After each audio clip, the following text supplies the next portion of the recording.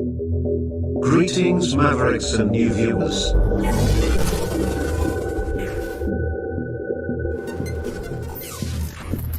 Tonight, direct and live from the Maverick News Network World Studios. This is Maverick News with Rick Walker.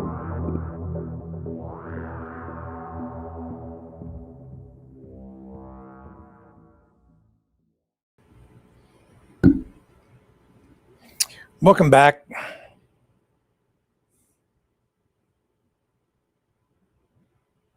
Question. What do you want me to do?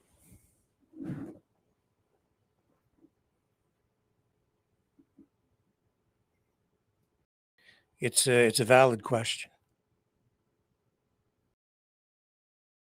Do you want me to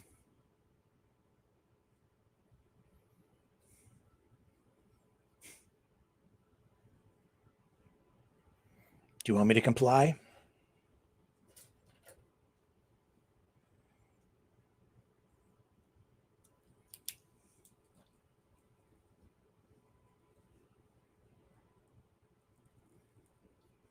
Or do you want me to continue? Do you want me to lie? Would it make you feel better?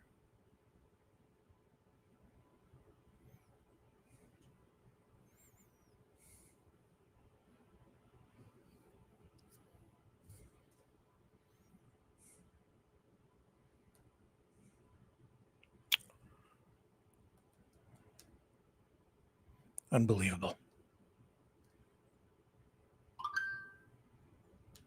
Sorry for the late start. Our server's under attack.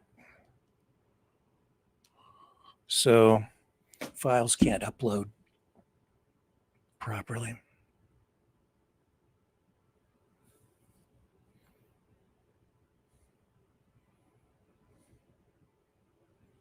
$20.25. What a year it's been so far.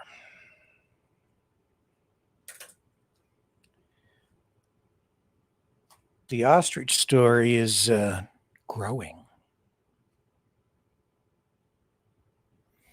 So we have that tonight if you want to talk about it. I can shut up, or we can talk. And if we do talk, you can tell me if you want me to tell the truth or if you want me to just go along with the narrative. It's up to you guys. Because I can spin if you want me to.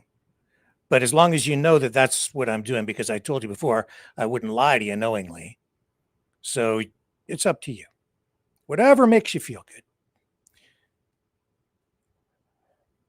We have other news tonight, too, we can talk about if that would make people feel better.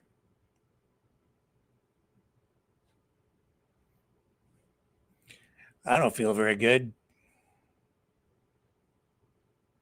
I'm disappointed.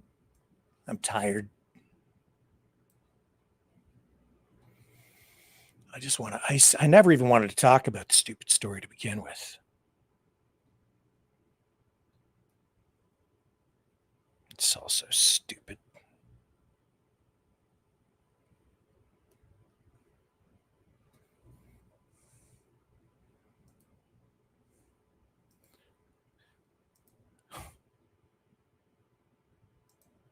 What has happened to our country? And I'm not talking about just the government. I'm talking about the people. Our society. What's happened to our freedom? The people who are out there say they're fighting for freedom.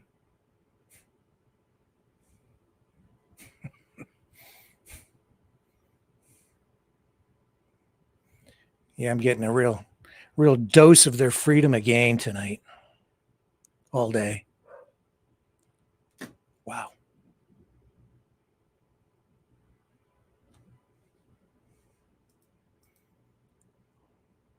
Just going to tip into the chat here for a moment.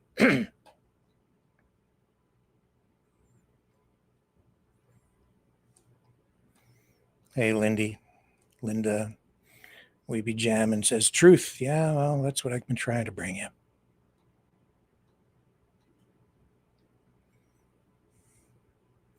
beautiful day outside today. I made a point of touching trees, just reaching out and touching them. Real. Not fake. Breathe deeply.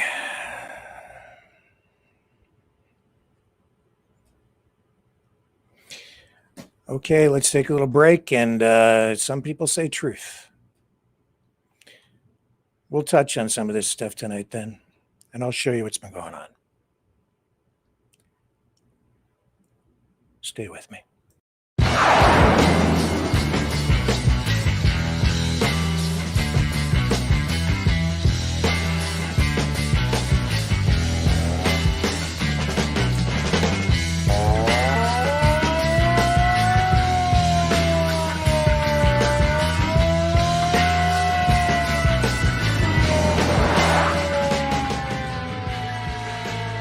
Maverick News.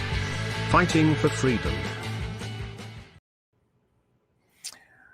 Okay, so, I never had an axe to grind in this ostrich story, just presenting all of the information.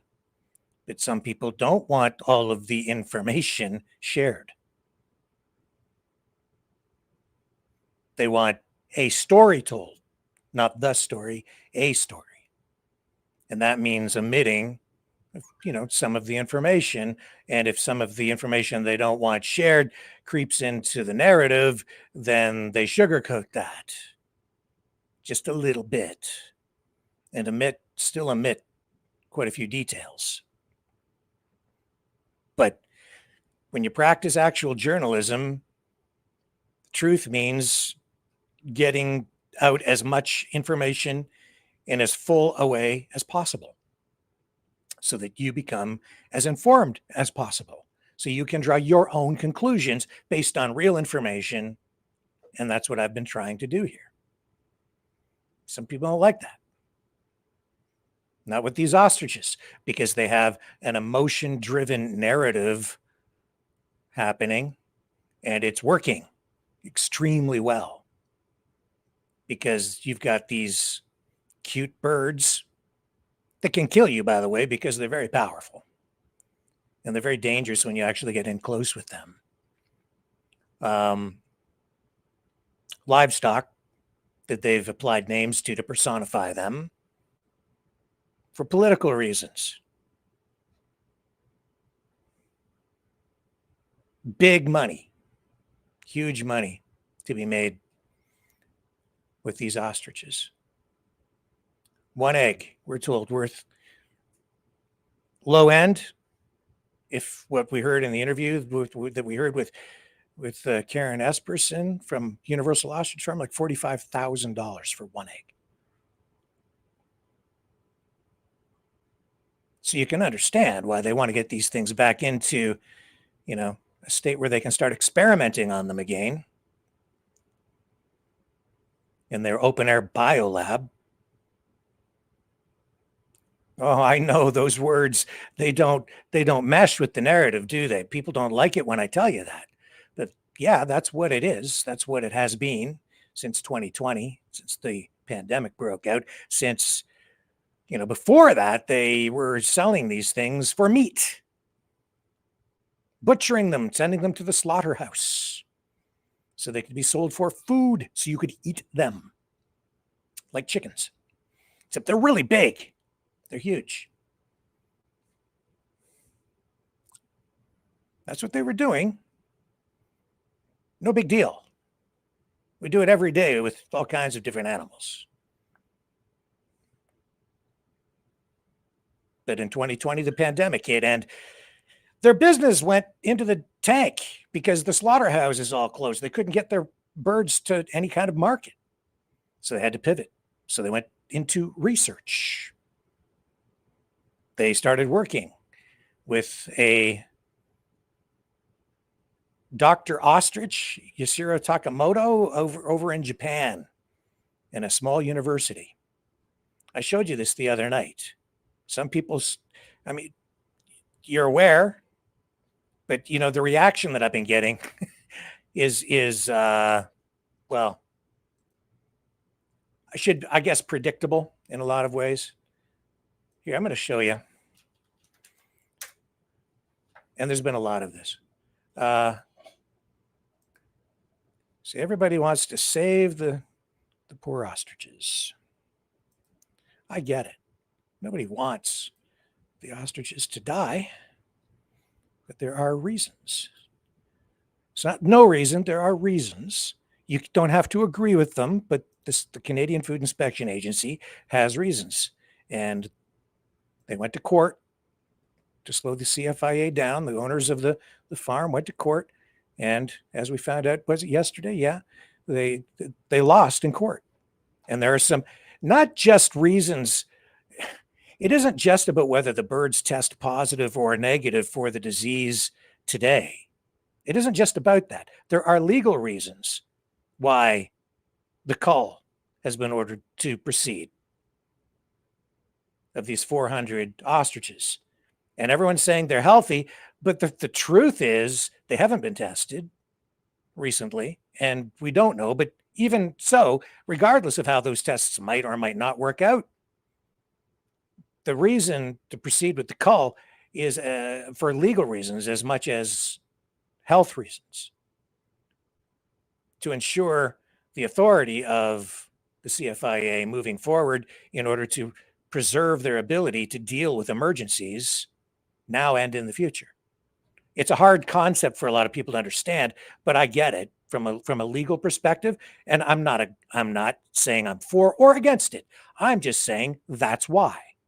Because if a legal precedent is set and it undermines or detooths the authority of the CFIA, a government agency, then they would be unable to effectively deal with emergency situations in the future, because with a legal precedent like that, where their authority is basically undermined by somebody saying, I want to try my own thing.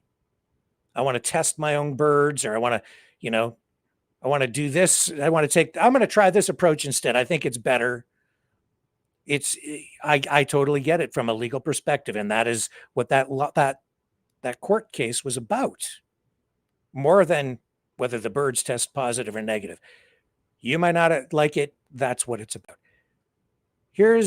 And some people really don't like it when I talk. Anybody know who Nakia 42 is? New name to me, empty account, somebody very brave. Leave the effing birds alone, ! And then, of course, for me, you need to shut up at times, Walker. Mm-hmm. Oh, that's some of the mild stuff. That's okay. I left it up. I didn't delete it. Brave person, Nakia 42, whoever you are, Mr. Anonymous with the empty account.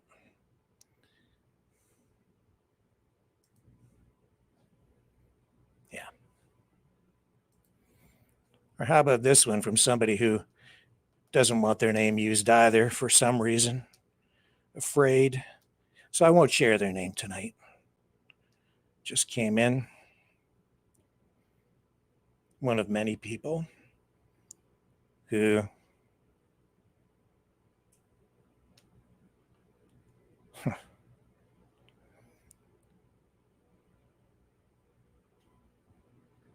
here's a new one just came in.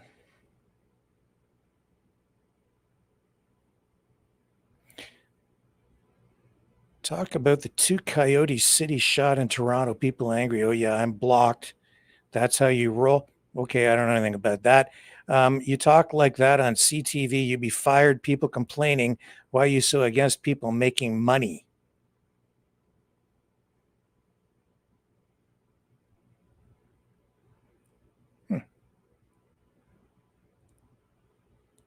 Well, I'm not at CTV. Haven't been there in a long time. Here's another one. Rick, just give it up with the ostriches. It's growing bigger each day. Support from all across Canada and US. Ostrich Festival there this weekend. It's going to be packed from May long. You're not going to win this one. Yeah. You know how you lose? You bend the knee and you lie.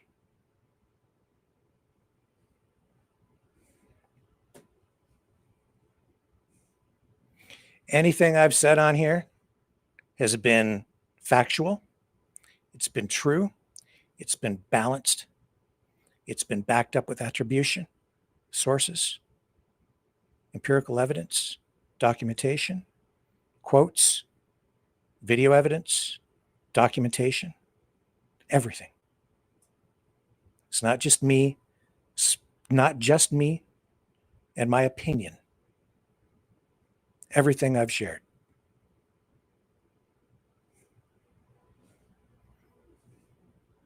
Has been straight down the middle of the road.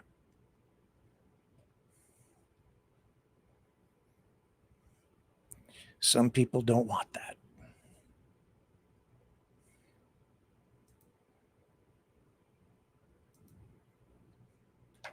They're spinning a narrative. And you know, this whole thing with the Ostrich Festival this weekend, yeah, I saw the video clip announcing it. Yeah, so here we go again, right? First time, okay, bouncy castles, okay. Street hockey, yeah. Peaceful.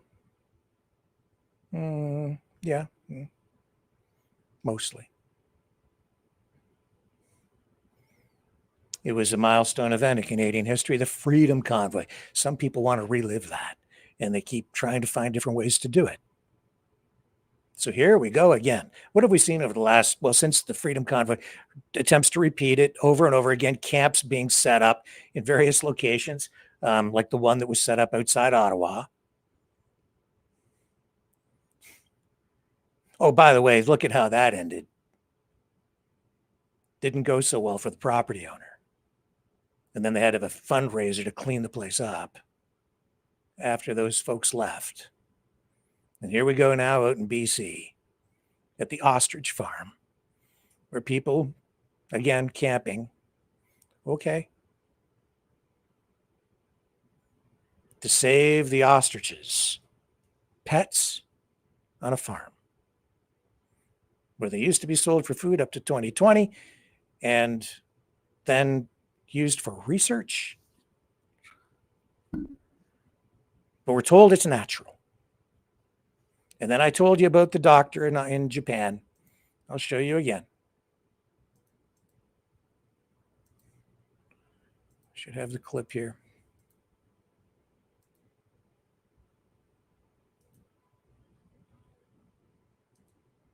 Dr. Ostrich, right?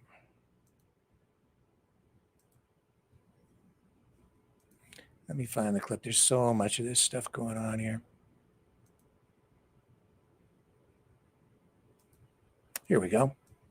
So this is what they were doing, have been doing since 2020 for about, well, for years. They were injecting these birds with what this researcher at this small university out in Japan calls a genetically engineered pseudovirus derived from COVID-19. His words, his description, that's what this scientist says it is, and this is what they do. This is the doctor doing it. What a Dr. Ostrich, they call him, and this is the person that the people at the farm have been working with.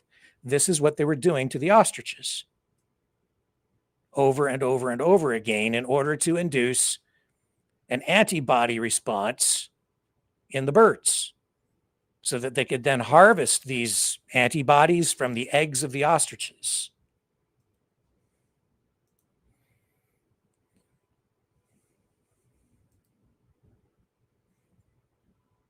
They were doing this for years, not just with the COVID antigen, which is a, that's the doctor they've been working with.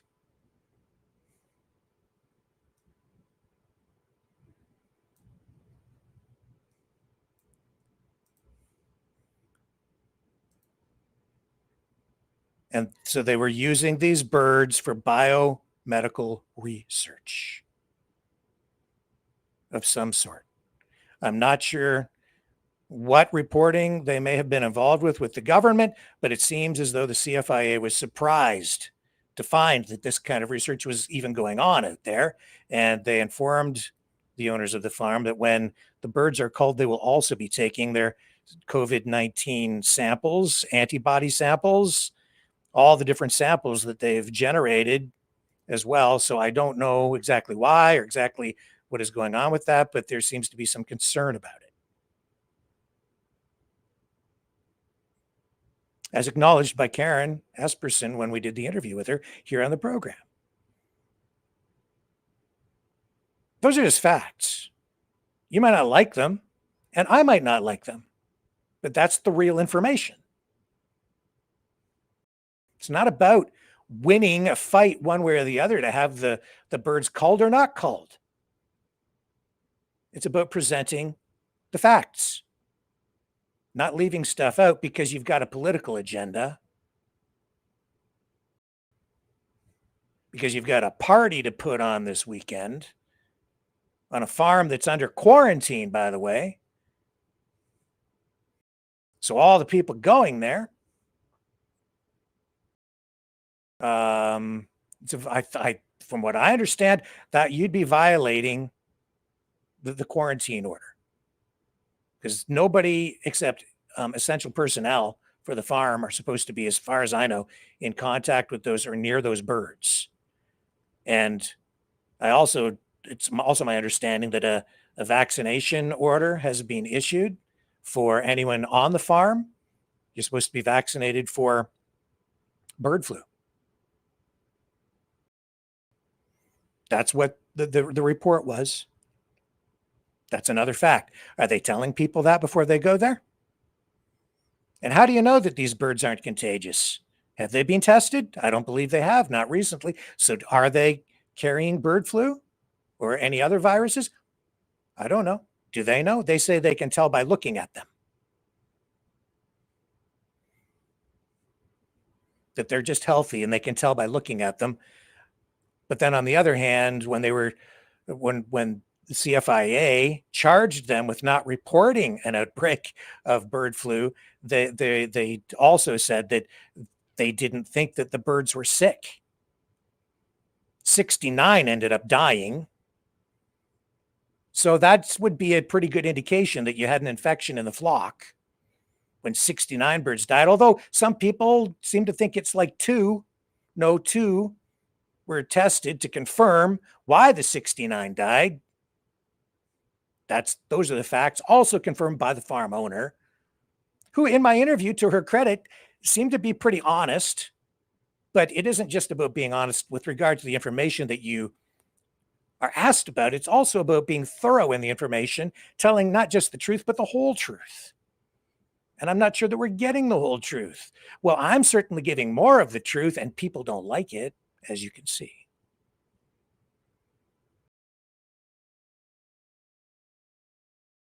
But a heck of a party to be put on this weekend. Ostrich Fest.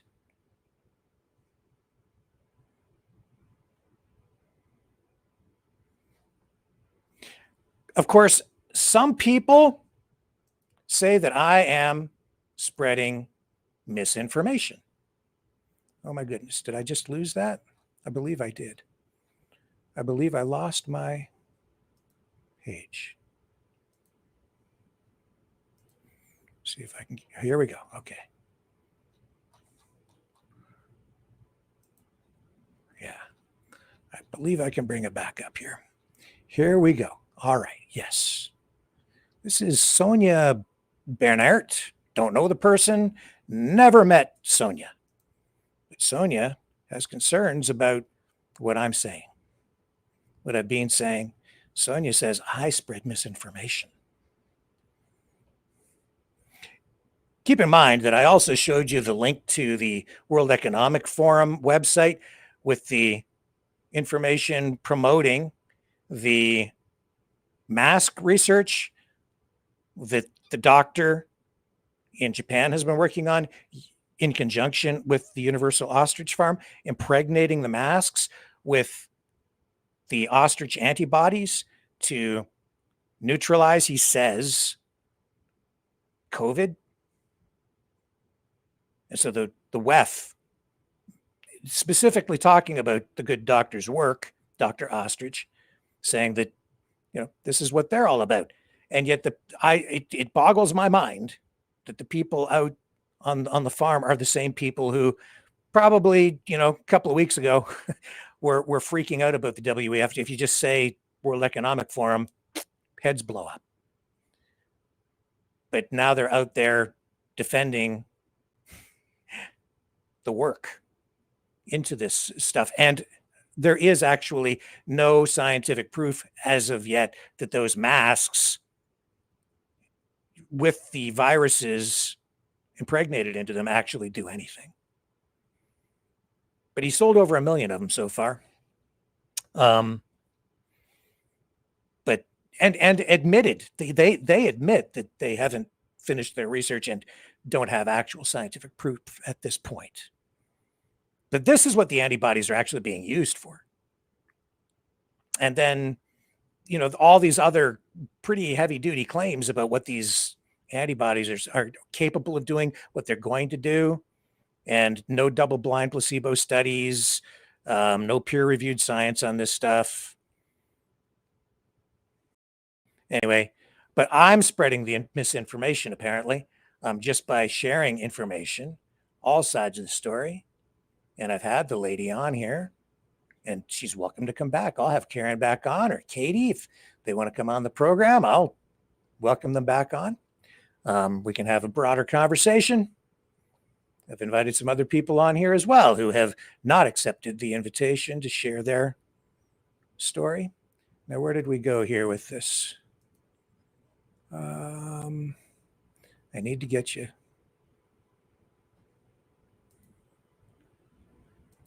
So there it is there.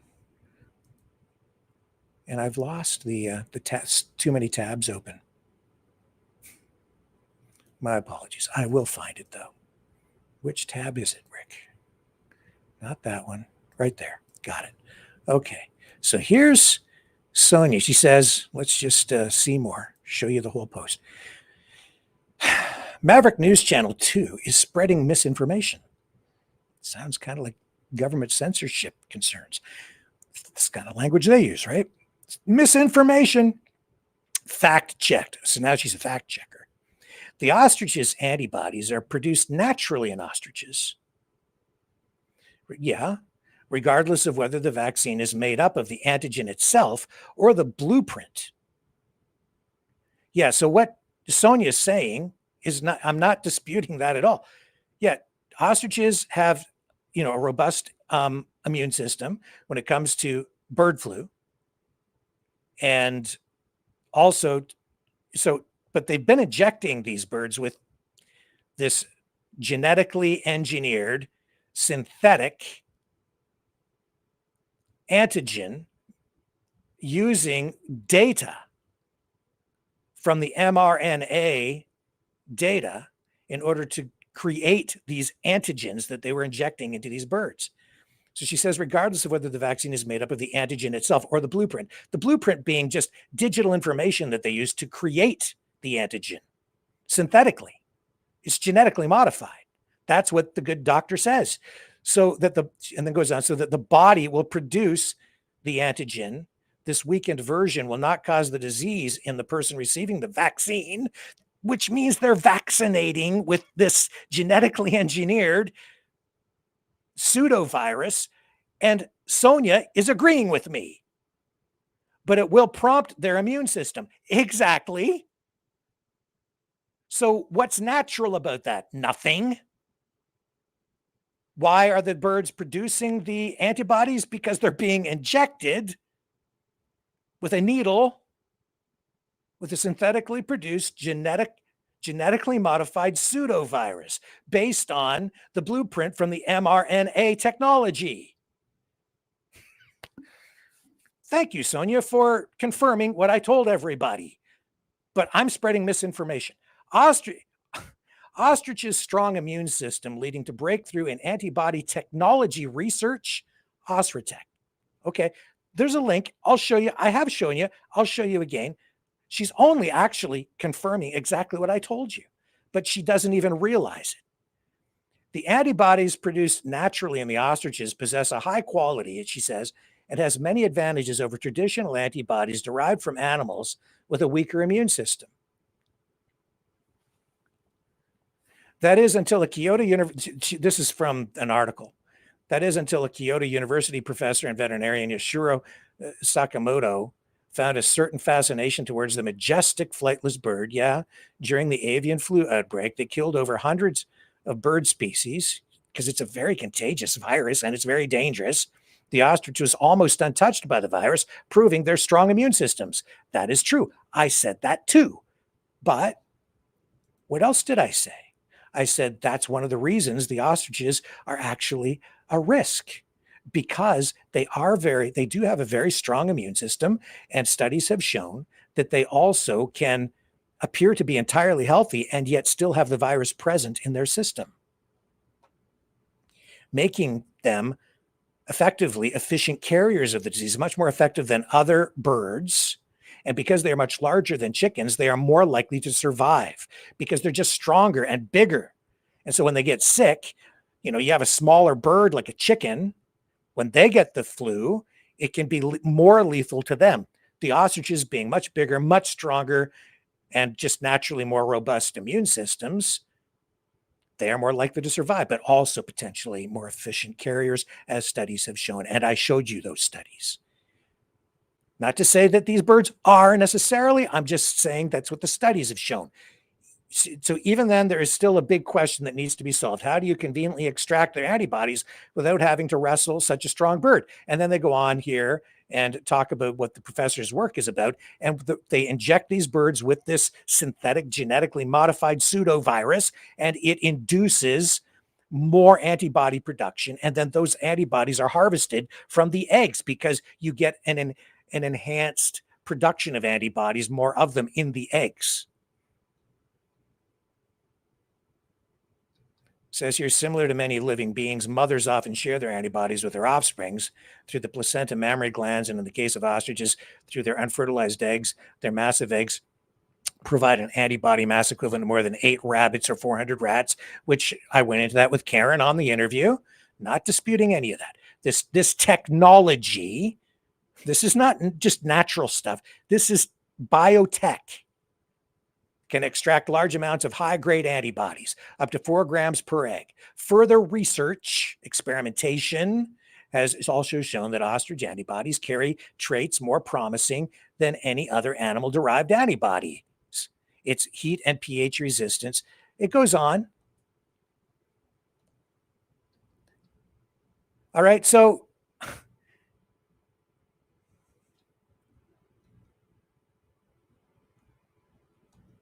and then Sonia goes on, these ostriches are now alive for how long? 4 months without any dead ones. Quarantined? Well, I don't think they actually have been entirely quarantined because they're out in the open air. I don't know.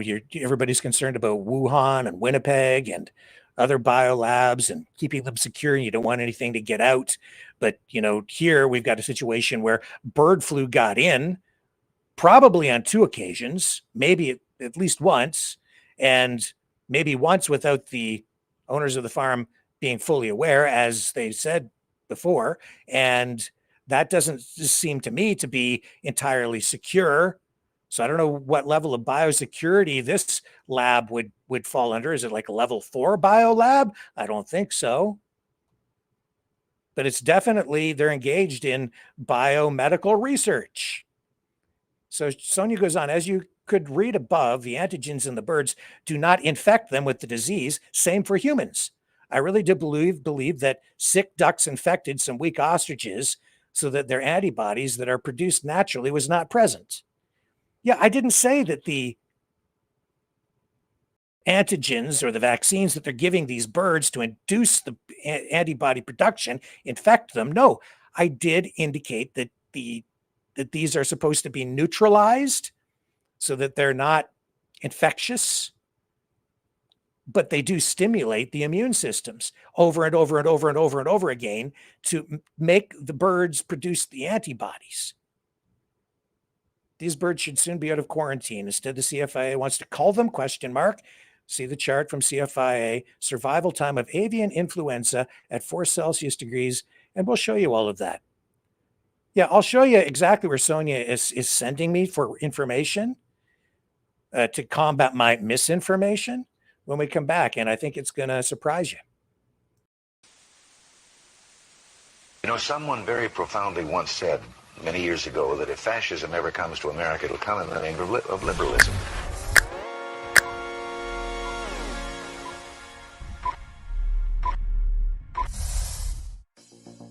Well, I think it's time we ask ourselves if we still know the freedoms that were intended for us by the Founding Fathers. If we lose freedom here, there's no place to escape to. This is the last stand on Earth. The entire world is watching. Every dictator, every crazy dictator in the world is watching.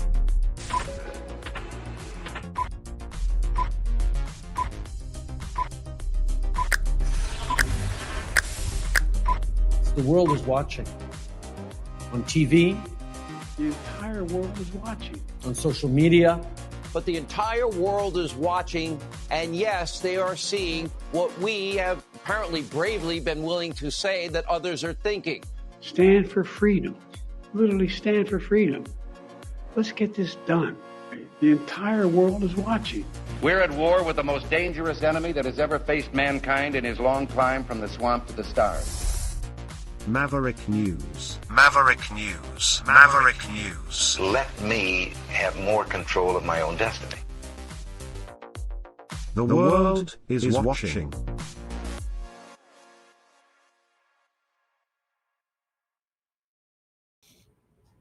All right, we're back. So that's from that Facebook post coming after me for spreading misinformation. So where are we going to get real information? Where does Sonia, who's advocating for, I don't know, whatever this thing is that we're doing here, let's take a look at the first links. There's a bunch of sources that have been provided here. Here's first one, osratech.com. Okay, so this is just an article repeating the narrative, the information about what they're supposed to be doing with this biotechnology that they've developed and what they're doing with these antibodies. Keeping in mind, like I don't know what people, they think that we're being told that these antibodies could save humanity. If you inject an ostrich antibody into a human being, it will be rejected because it will be seen as foreign material. So the only way that the antibodies could be, say, injected into someone is they'd have to be humanized in some way. And I'm not even sure exactly where all of that is going. That's not what they're doing with these antibodies, by the way. They're using these. I'll show you what they're using them for shortly. But it's not like I'll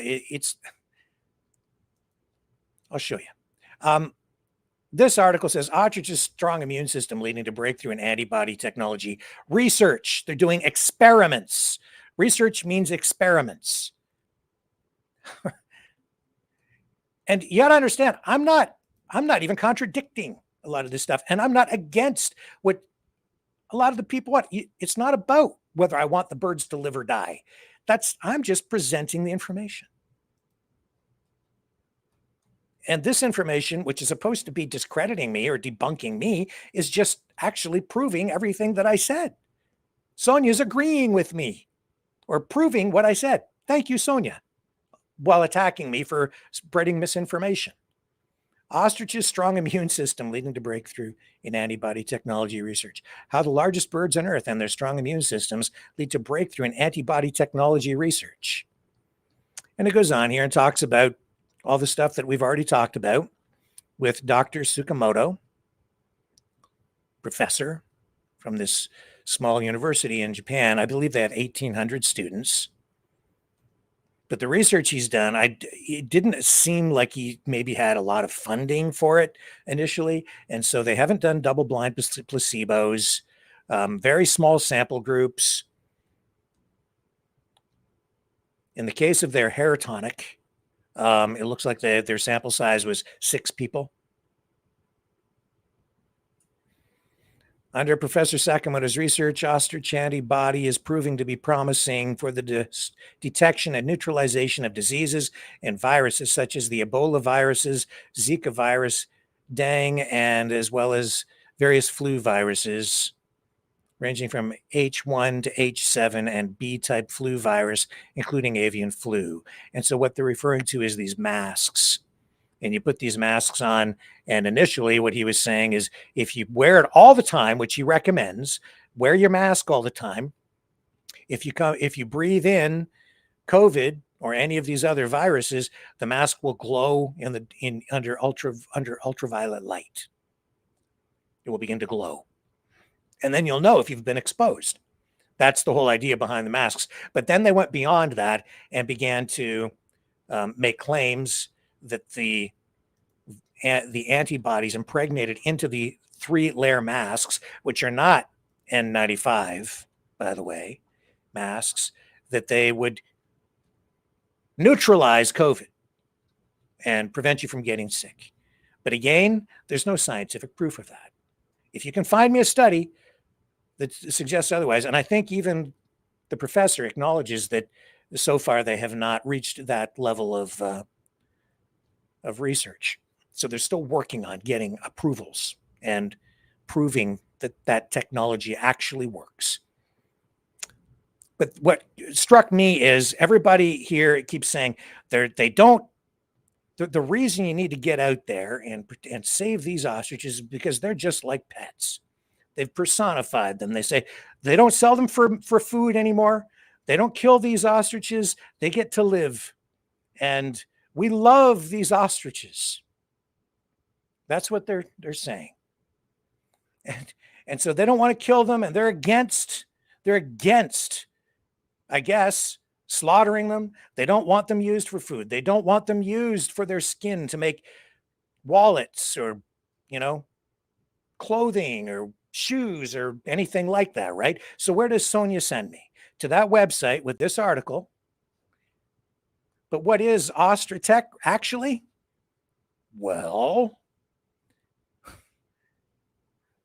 you can buy ostrich leather hides for $255 to $375 from these folks. You can buy, what else do they sell on this website? Ostrich leather leg skins. Yeah, again, like that $375. Belts and wallets. So what do you think they're doing with the ostriches? How do you get the belt? How do you make, where do they come from? What do you sell? How much does one of those wallets sell for? $159 US. I guess that's US pricing. If you want an ostrich leather belt, between $159 and $199.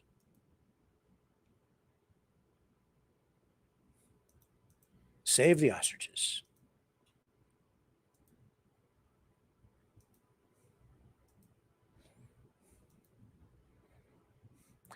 Where else does Sonia want to send us tonight to debunk me? See if I can find where we're at here. I may have lost it.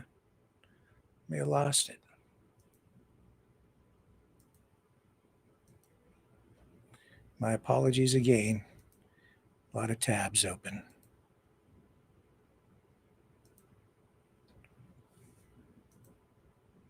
I need to take a little break. Everything's, since the server was under attack here and we couldn't get on, I'm a little bit disjointed. I'll be right back.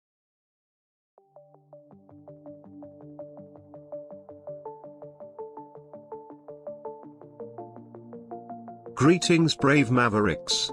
Our quest for truth continues. We go beyond fake news. Together we expose propaganda.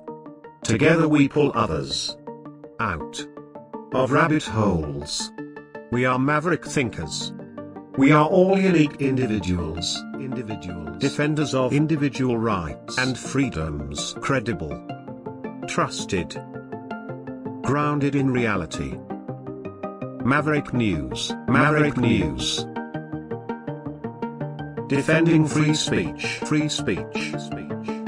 Donate at freedomreporters.com. Do it now. Tomorrow may be too late. Maverick News. The world is watching.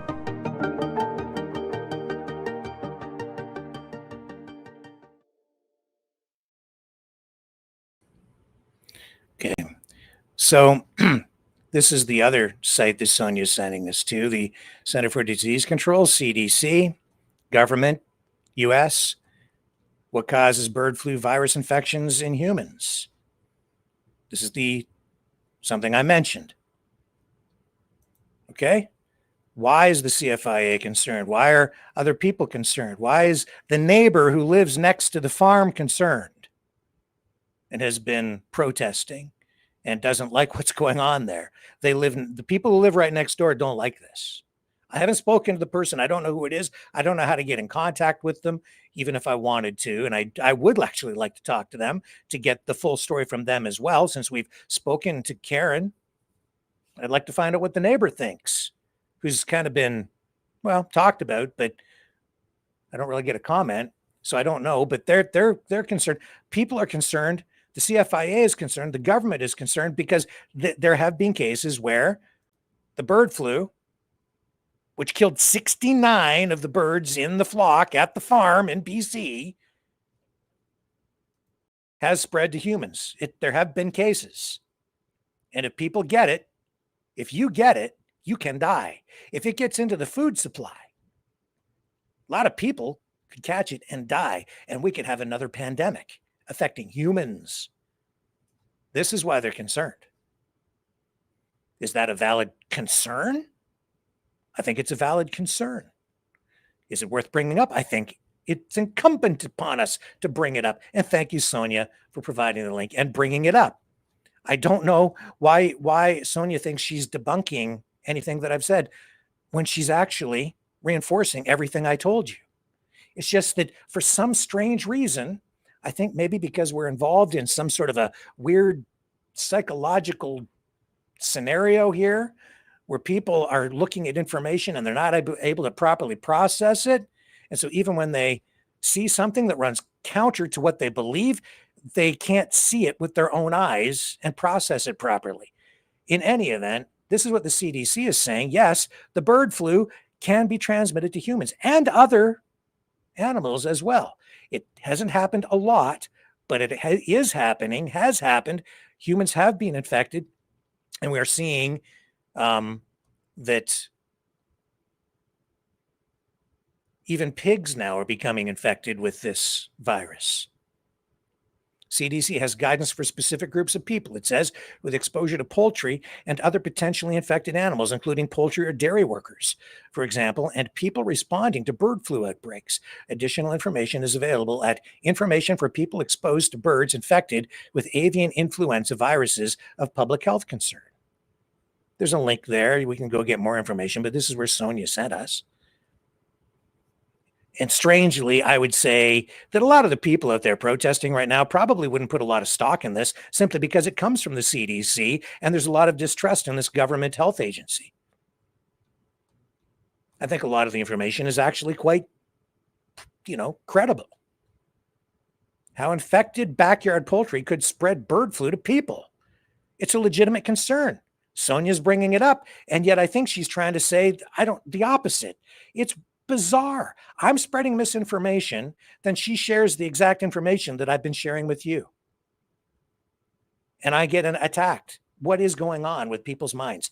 How infected backyard poultry could spread bird flu to people. There's a chart. It shows, how if you come in contact, if you get near the birds, there's feces, even you got bird droppings, even that can come from the feathers. And it can get in through your eyes, your nose, your mouth. If you get it on your hands, say. Detecting avian influenza, a virus infection in humans. Bird flu virus infection in people cannot be diagnosed by clinical signs and symptoms alone. Laboratory testing is needed. That's why you can't always tell if a bird is sick by looking at it. You can't tell if a person is necessarily sick just by looking at them. They could be infected and be asymptomatic. Bird flu virus infection is usually diagnosed, it says, by collecting a swab from the upper respiratory tract, nose, or throat of the sick person. Testing is more accurate when the swab is collected during the first few days of illness. For critically ill patients, collection and testing of lower respiratory tract specimens also may lead to diagnosis of bird flu virus infection. However, for some patients who are no longer very sick or who have fully recovered, it may be difficult to detect bird flu virus in a specimen. So you could be carrying it and not displaying any symptoms, just like the ostriches. Could be. I'm not saying they are, but they could be. And I won't even get into the legal stuff. I won't even get into that here right now. But there are reasons. It's not, they want to call them for no reason. There are reasons why. And then where else is she sending me here? Okay, so then also to the CFIA website, which again, if you go talk to the people out there right now, you say CFIA, probably going to trigger some people. Not a lot of trust, if any, in that government organization, agency, which is tasked with keeping us safe from this virus and others. And they have they have a broader range of responsibilities, but human health, public safety, safety for our food security, that's what their job is.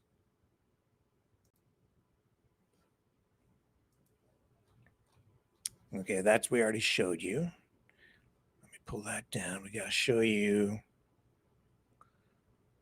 Hang on. Okay, here's the CFIA chart. How long can the bird flu virus last and remain infectious, a threat for transmission? Survival time of avian influenza at 4 degrees Celsius. So what we're seeing here is, depending on the weather conditions and so on, in feces, the virus can still be present after like 60 days. I'd say that's probably approximate. On glass, just on glass, 72 days if the virus is present. If it gets onto like a window or any kind of glass. In the soil, the dirt. So if these birds are defecating and the virus is present in the feces or the urine, it can be present in the soil for 120 days. I think when the temperature gets warmer, the duration of the infectious nature of the virus might be reduced. In feathers, the virus can be present for 160 days. And virus survival in water at low temperatures is variable from 40 days at 4 Celsius in seawater to 1 year in water that's close to the temperature of ice. So depending on temperature, conditions, anywhere from, say, 2 months to a year, depending, the virus can be present and still spread.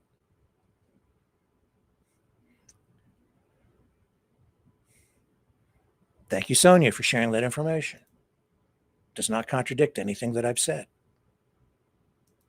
Not a thing.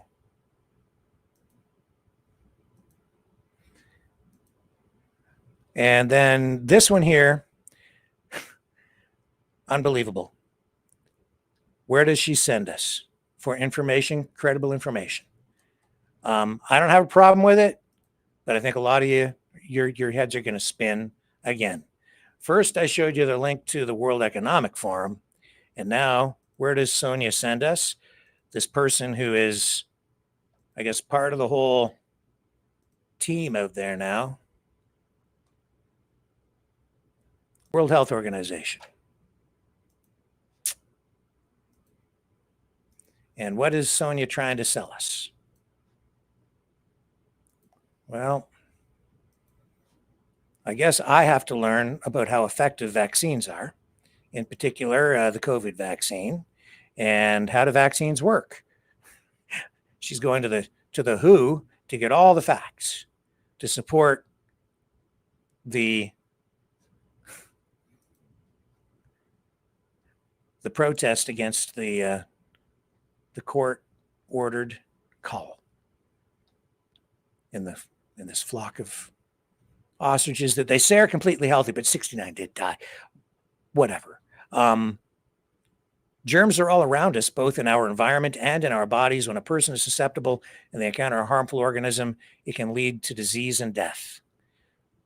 Yeah, the body has many ways of defending itself against pathogens.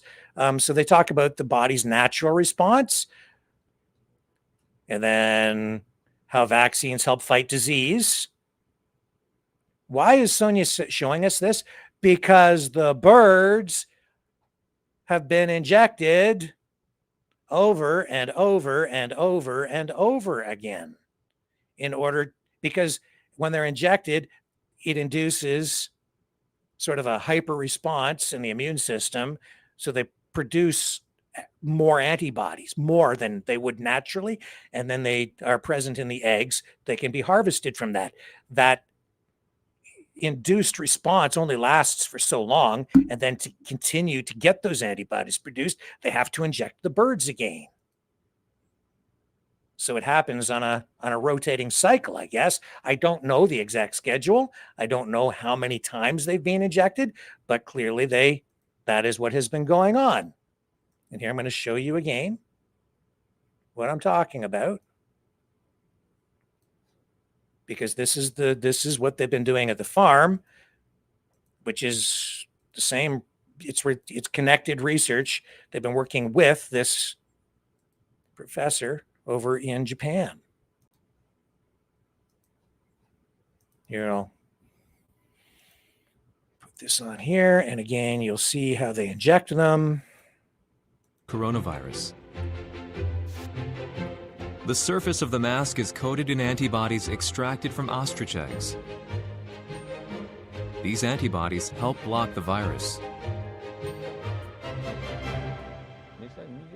Genetic information about COVID-19 was made public in early 2020.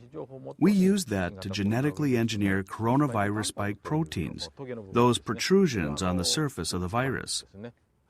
We then inoculated our ostriches with the antigens, which created antibodies in their bodies.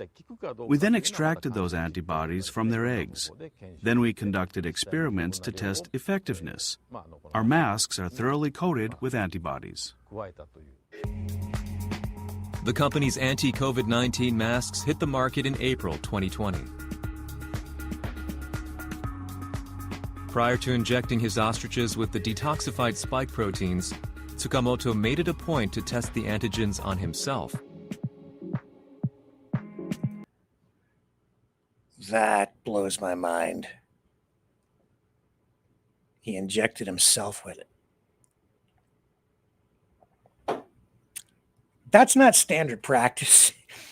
It has happened in history where researchers have done that. In some cases, there have been some pretty famous instances of that, but it's not generally the way it's done.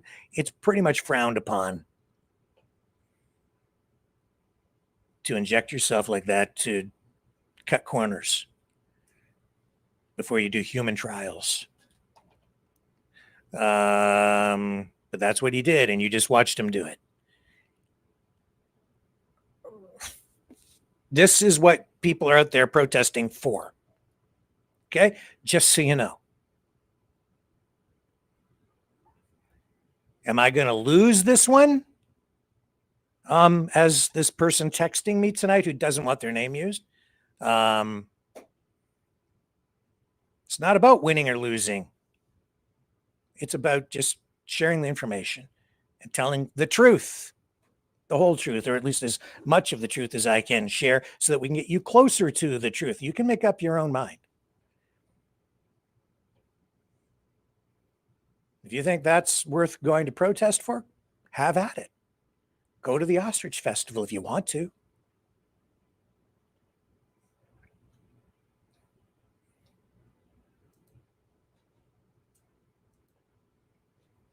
Sonia seems to put a lot of stock in the World Health Organization, and these organizations that a lot of the other people out there don't put stock in.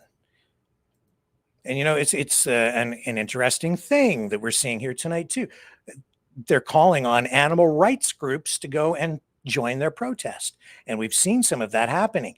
These are people that normally, I would say, wouldn't fall into the conservative or even the populist political circles that really have formed the backbone of what would normally be considered the freedom movement or the convoy movement, which is the same group that is involved in this protest organization out there.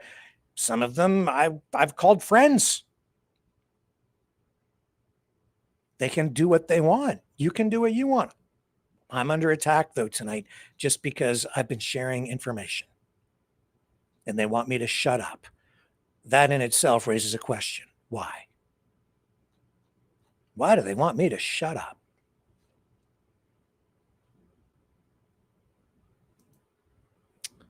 That's a very good question.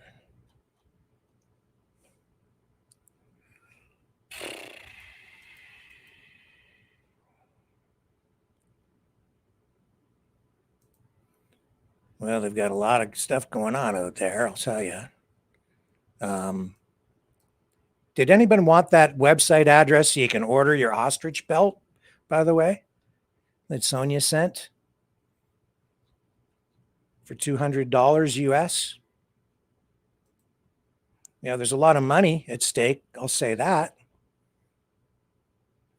We laid the money out the other night, didn't we? Yes, we did. Who wants to check in on the fundraisers? How much have they raised now? Especially now that, you know, the message is really getting out there. Because a lot of the, you know, the usual streamers have been picking up on this story and amplifying it. And now you've got some pretty influential people from within the movement out there tonight. Let's take a look, shall we? First of all, here's the Give, Send, Go. What are we up to? There are multiple fundraisers.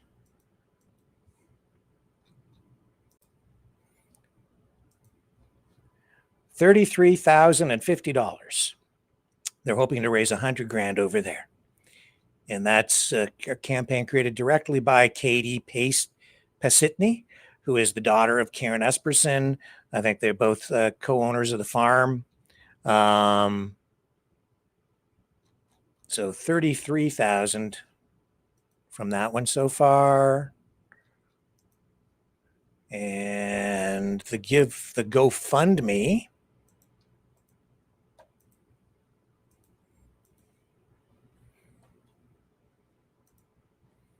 Here we go.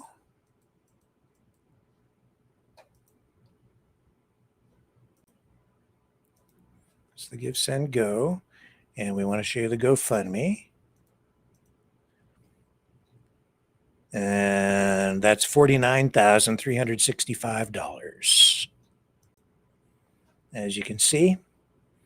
So there's 49.33, so over 80,000 so far from those two. And there are other ones as well. Save. Okay, so we'll go there. Rebel News has been helping to promote.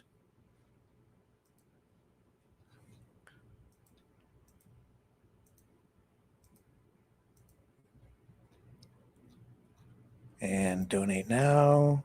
Oh my goodness. Oh, they hit a new milestone. $100,154.15. That's a big one. So we're now up to about 180,000 from those three. There was a fourth one as well.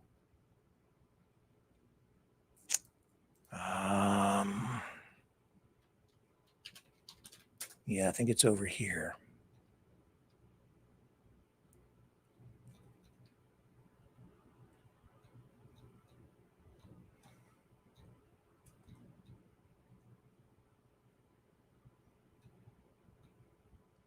Yeah, 103, 506 on this one.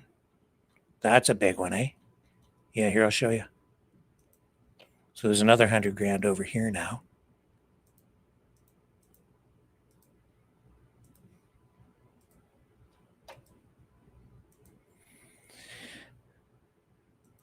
So there's the, I guess that's the fourth fundraiser. $103,506. So we're up to like what, 280, 290, 200, almost 300,000. Pretty impressive stuff. Amazing what happens when you got unity and people coming together.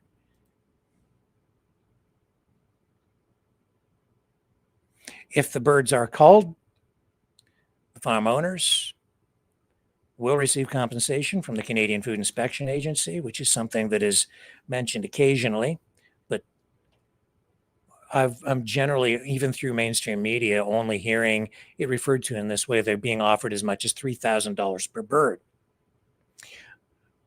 When you do the math, that amounts to $1.2 million. The Premier of Alberta, or sorry, BC, David Eby, I believe yesterday said that he hopes, he seems to, have some empathy for the farm owners, and says that he hopes they can be made whole. That's what the funding from the CFIA is about. $1.2 million. I can't say for sure that that would end up being the actual amount, but that is what is being reported, also acknowledged by the farm owners and by the CFIA. Farm owners say that their birds are worth more. I've looked into how much it would cost to replace those birds. Some of those birds are up to 35 years old, by the way. And you can buy young birds for as little as about $350 to $400.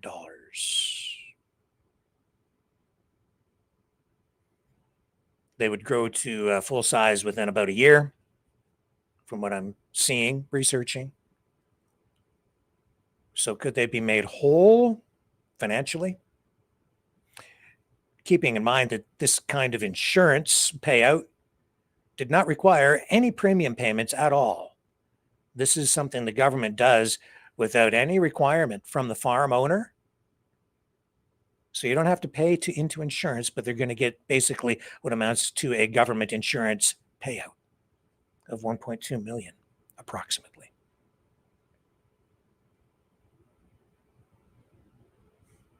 But still, I understand the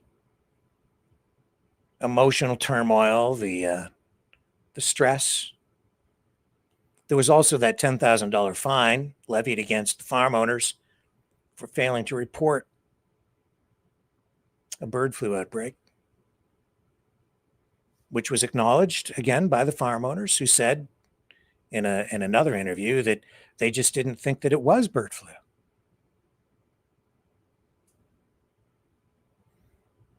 So they got sick, they couldn't tell. But they know that they're not sick because they can tell that they're not sick because they can tell just by looking at them.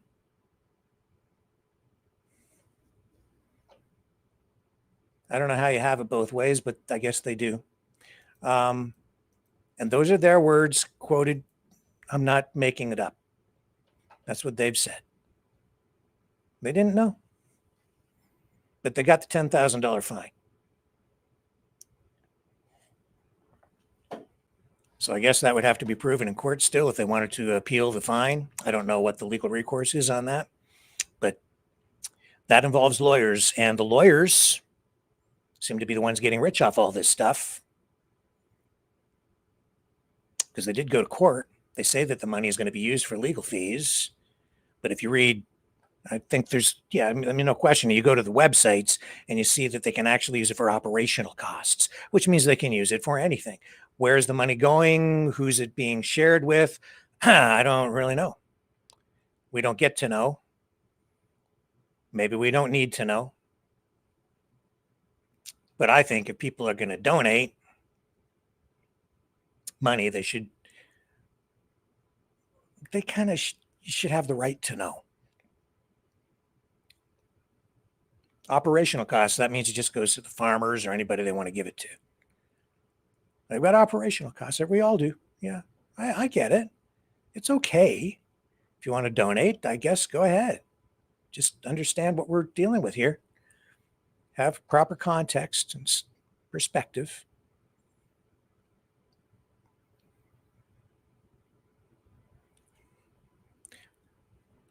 Is there other stuff going on surrounding this? Of course, there's a lot of politics, right? This is a heavy, heavy, heavy political thing, and you're seeing it at all levels of government, really. Provincially, we just, the premier of British Columbia dragged into this and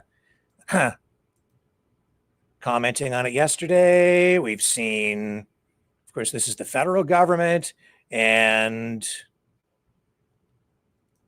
we've also seen, and I'm going to see if I can get you the clip here. Yeah, here we are.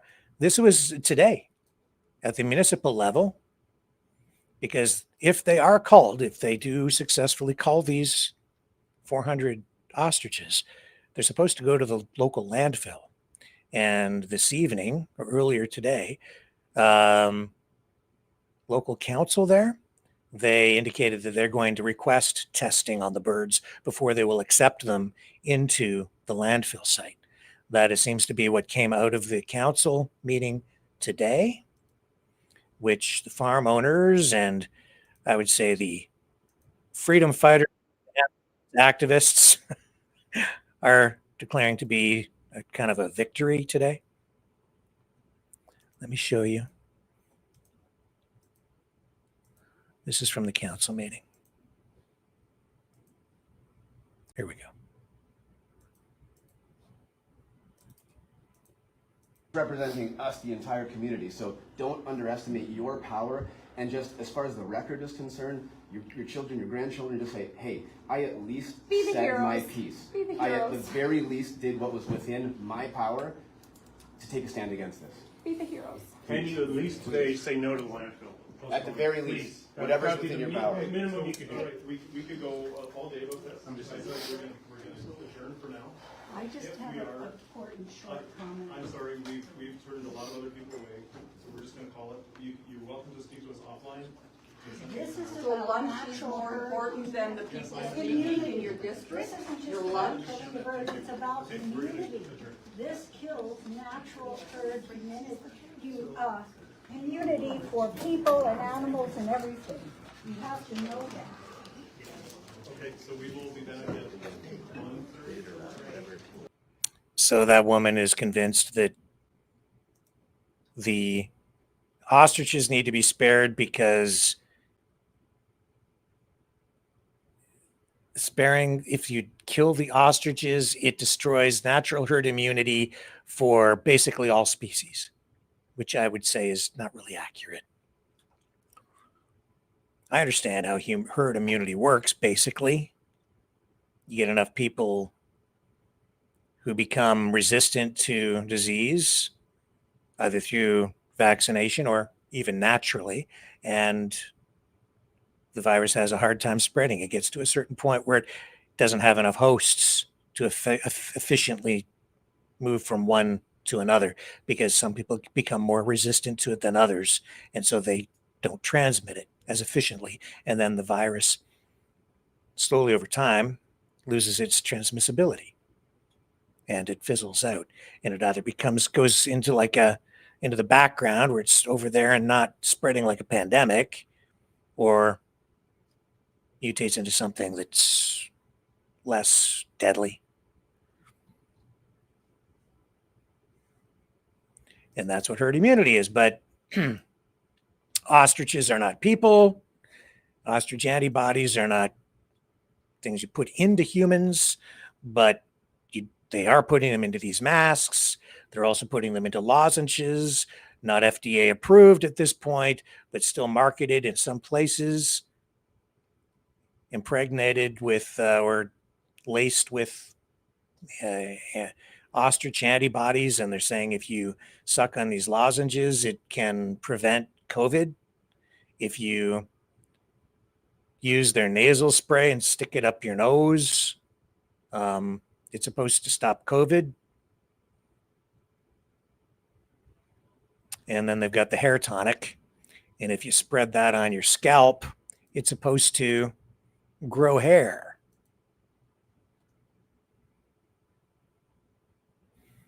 And again, it's from this, and I'll show you again, not me making the words up. This is directly from the Japanese scientist. His words in this article, which is apparently some sort of a promotional publication promoting his research and products. Dr. Yasuro Sakamoto, Dean of the Graduate School of Life and Environmental Sciences at Kyoto Prefectural University and co-CEO of Ostrich Pharma USA, has injected a genetically engineered pseudovirus into ostriches, and antibodies were purified from their eggs. Highlighted there, that is a direct quote from the article using the doctor's own terminology. And he's the founder and CEO of Ostrich Pharma USA. There's also a sister company operating in Japan.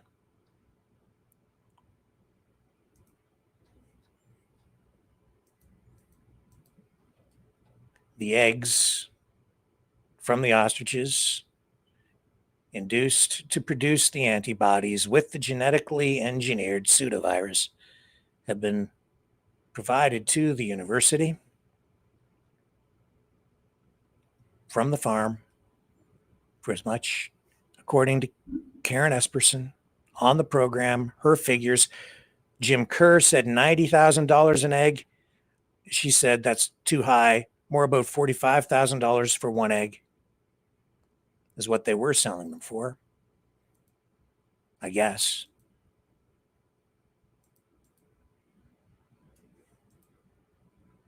That's what she said in the interview when she was on. And again, what's being used for? Well, hair tonic.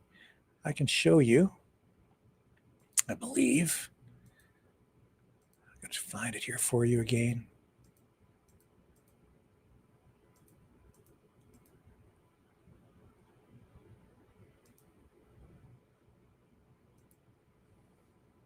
Yeah, here's this guy. One of the this is Stu Greenberg, CEO of Ostrich Pharma USA.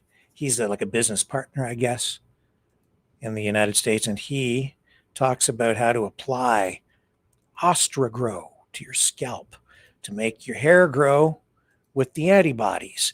I don't know if it's saving humanity, but it's making people hairier. Of no hair or very little hair, the best bet is to use the sprayer that comes in the bottle. Spray a couple of times into about a palm-sized area, and then just massage it around in that area. Now, if you're in the situation where I am now, you really want to use the dropper that gets shipped with Ostragrow. You fill up the dropper with about a milliliter of liquid, and then put a couple of drops into each area, and then use the hair around where you put the dropper in to spread the liquid around. Now the hair will get a little bit wet, but you are getting most of the product onto the scalp where it needs to do its work. So I hope this has been helpful to you. Let's grow some hair. Let's grow some hair. Let's get on it. Let's get her done. Start spreading around your scalp with Ostrigrow. Ostrigrow, we all know that hair just grows with Ostrigrow.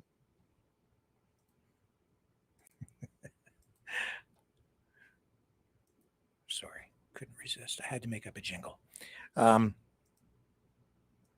Here's the website. Grow more hair in 2 to 3 months with our starter kit. Save the ostriches. Make America hairy again. With Ostrogen. Ostrigrow is the product. Ostrogen, the subsidiary of, I guess, Ostrich Farms USA or whatever. Ostrigrow. Learn more. Click here to reorder, because one bottle just isn't enough. You can't have too much hair. The power of ostrich antibodies. Very happy with the results. Here's your sample. Some people from your study into the efficacy of the ostrich antibodies. Here's ML, whoever ML is. It's hard to believe that at my age of 70, I saw hair growth in the front and top of my scalp after approximately 10 weeks. Though never completely bald, my hair was so thin that you could easily see my scalp. Now the new hair covers nicely. I am very happy with the results. Great results, and it's a natural product. This is SG. I achieved great results within 2 months. I have been using the product for over 2 years. I just spray it on 1 or 2 times a week now to maintain the hair growth. It is so easy to use, and there have been no side effects. Well, thank goodness for that. Great stuff with great results, says BH. By the 3rd month of use, my hair was much thicker, especially in the hairline, which had thinned considerably. I still use the spray at night and wash it off when I shower in the morning. Great stuff with great results. And it's powered by ostrich antibodies, as you can see. I don't know, if you spray the nasal spray up your nose, will you grow more nose hair?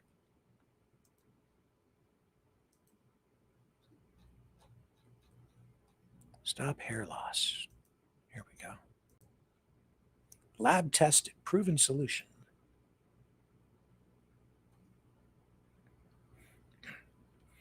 So I looked up and the testing they've done, much smaller sample sizes, no double-blind placebos.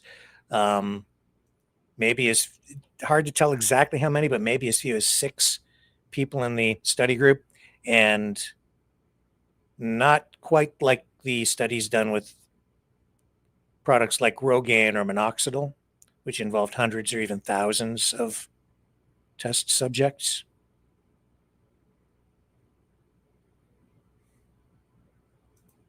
Oh, there he is. He's putting it on. It's easy and safe. So just a little dab will do ya. You know, I think back to like the 70s, early 80s, I guess. What was the hair tonic that they used to sell? Oh my goodness, started with a V. They said that stuff, that they kind of suggested that this, I'm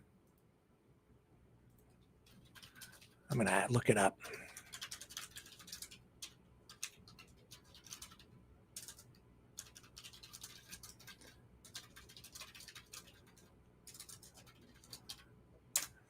What was it called? It was called,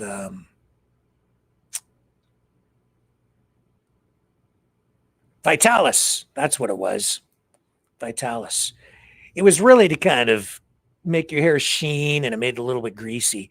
And but they kind of alluded to the idea that it's supposed to make your hair like healthier and grow more. There were other products around that time too. It was just all snake oil. It wasn't true at all because it was mostly alcohol in the product. But also shampoos with like biotin, they called it. And there was what a lot of at that time they were using, I think, a lot of rosemary, which might kind of stimulate your scalp, but it really didn't make hair grow. But a lot of people were of the belief, and some of the marketing would allude to it and kind of just skirt the advertising laws on that stuff. So there was a lot of history of snake oil. I'm not saying that the ostrich antibodies don't make your hair grow. Could be. I'm just saying that through history, there's been a lot of evidence and a lot of snake oil salesmen out there. In fact, that is why I queued up this from Tara Duffy, who brings us now a report on the history of snake oil salesmen.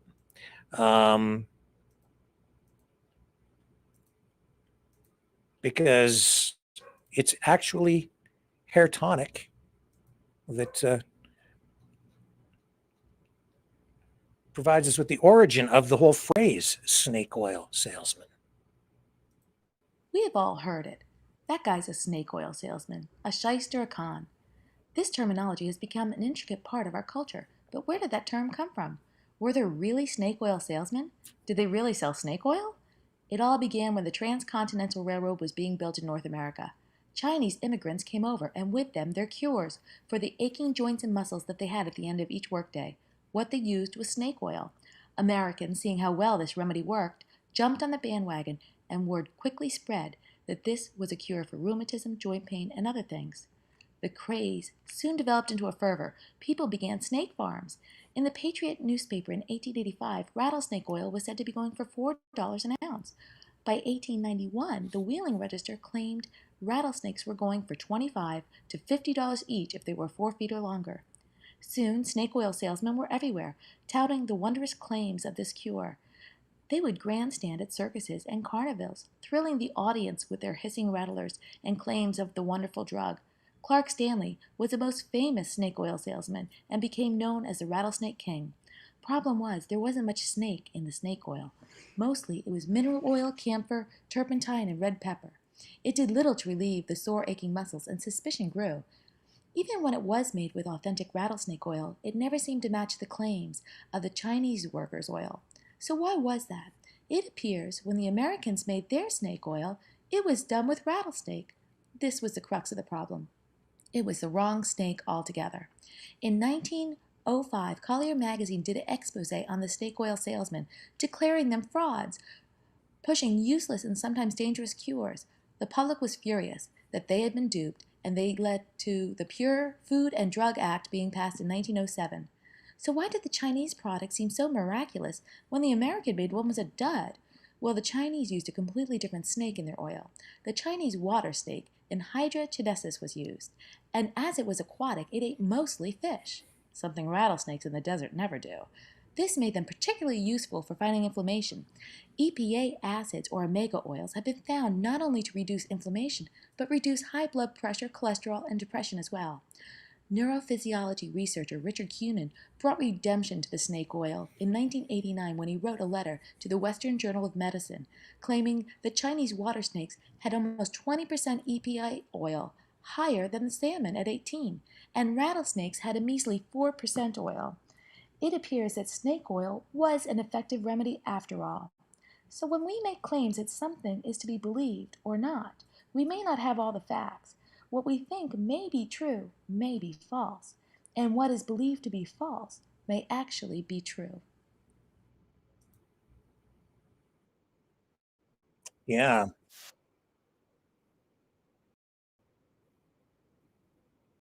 Might be true, might be false. What might we think might be false might be true. It's hard to know sometimes, up from down, right from wrong, black from white, especially when people are sort of manipulating language or controlling a narrative, right? Absolutely something I think we need to be concerned about. And I think there's some of that going on here. It's been going on for a long time. I'm susceptible to it. We're all susceptible to it. And I think some of the people engaged in it maybe don't even realize they're doing it because they become part of a snowball that's kind of rolling down the hill, and they kind of they're kind of like the snowball comes and it catches them and then they're stuck to the snowball and they're participating in it, which brings me to this interview that Karen Esperson did on the Shadow Davis show. And I've been taking note of some of the language being used of late. These ostriches, they're being portrayed as people. They're being given names. They're personified. That's done for a reason. That's to make you feel sorry for them. So you can relate to them as though they're humans. They're not. They're ostriches. They're livestock. They say they're pets. And yet we've seen what they're doing with them. They're experimenting on them. They're lab creatures being used for experimentation in an open air biolab. That's the truth, but it depends on the words you use, how you perceive things, right? Well, when you personify them, when you give them names in the minds of people, they become people. It's like ostriches are people too. That's why they want the animal rights groups down there.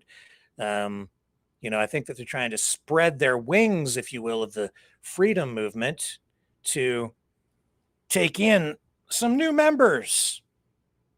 Maybe the political right converging with the political left. The freedom people bringing in new allies from the animal rights groups over on the left. How are you going to do that? Appeal to people on an emotional level. And of course, that's exactly what's being done in this interview here, whether wittingly or unwittingly. Listen to the language. They don't even show up on site for the culling. They hire third-party contractors, vendors, to come and do the killing. Canadian Food Inspection Agency and 3 of the farms that I've spoke to, they are not present for the culling. So then they go out, just hire murderers? Yeah, it's a good word for them, because if you don't have any expertise with these animals that you're killing, how you're just going out there and it's wrong. It's all wrong. And they're handling infectious disease. Are these vendors actually qualified? Has anybody checked to see if these vendors are even qualified to handle the disease and shoot the animals and be present on the properties that they're on? Like, we're not, we're not. You would think that they've already handed this job off to somebody because of the arrogance that we pointed out earlier in the show, right? They've already contracted that. Does anybody want to leak the vendor that's been hired to? I'm sure that might be interesting. It probably wouldn't be somebody local though, but so that's the kind of language I've been hearing. Contract killers, like hitmen. That bird that was shot, they're saying that bird, Sarah, as they call her, that bird, was murdered. That these contract killers are coming in to murder the birds. And Karen Esperson's sitting there saying that as well, these contractors are, potentially going to be handling infectious disease. I guess, are they? Are these birds infected? So what's the concern? What do you care if your birds are healthy, as you say? But I don't know. Contract killers? No. That's dangerous language, because you know why? It dehumanizes the people who are there to do a job. You don't have to agree with it. You can't agree with it or not agree with it. But one thing is certain. The people coming out to do that are human beings. They're not criminals. They're being hired to cull livestock, birds, animals that do not have rights. As I explained last night, animals do not have legal rights. What we do to protect animals is we limit the rights of human beings through our Constitution and through legislation. We have decided collectively as a society that it is inhumane and unacceptable to be cruel to animals. And therefore, you don't have the right to go and just be cruel or inflict pain and suffering on an innocent animal. The other narrative I'm hearing is that it's just illegal to kill these birds because they are supposedly healthy. That is also not true. I heard tonight narrative that it's illegal to kill a healthy animal. That is not true. Hunters go and kill healthy animals all the time. Every animal that is slaughtered for food has to be healthy, because you're not supposed to slaughter sick animals and feed them to people. There are certain standards that have to be met. So by definition, just by practice, healthy animals are the ones that get slaughtered for food. So that's not a true part of the narrative either. But it certainly gets people jacked up emotionally when you're telling them that healthy animals are being murdered and it's illegal to murder a perfectly healthy, innocent animal. No, it's done at abattoirs every single day. Millions and millions and millions, tens of millions, hundreds of millions of animals, cows, chickens, turkeys. Who ever had a Thanksgiving dinner? Where did those belts come from? Let's keep this in perspective. Let's not dehumanize human beings. But right now, what we're seeing going on is language being manipulated. We're seeing our entire world being turned upside down. Let me, I'll show you what I mean. You want to talk about the festival this weekend? You want to go to the festival? You can, I guess. If that's what you want to do. Here we go. And listen to the language being used to describe it. Okay.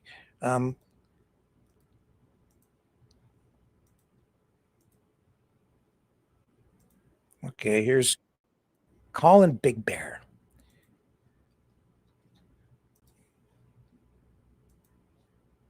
One is people are showing up from all over the nation in Edgewood, British Columbia.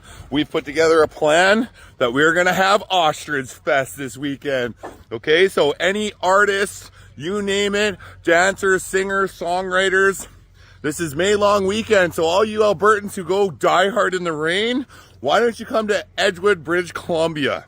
That's 301 Langlow Road, okay, in Edgewood, British Columbia. All right, and you are all welcome here.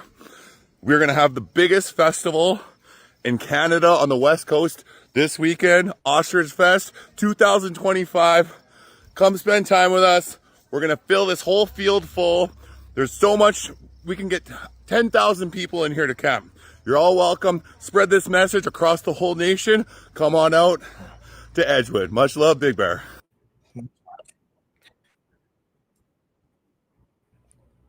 And so what we keep hearing here, as we have, in the past, it's like we're all about peace and love, right? And I get it. Got to remain peaceful. It's all about love. But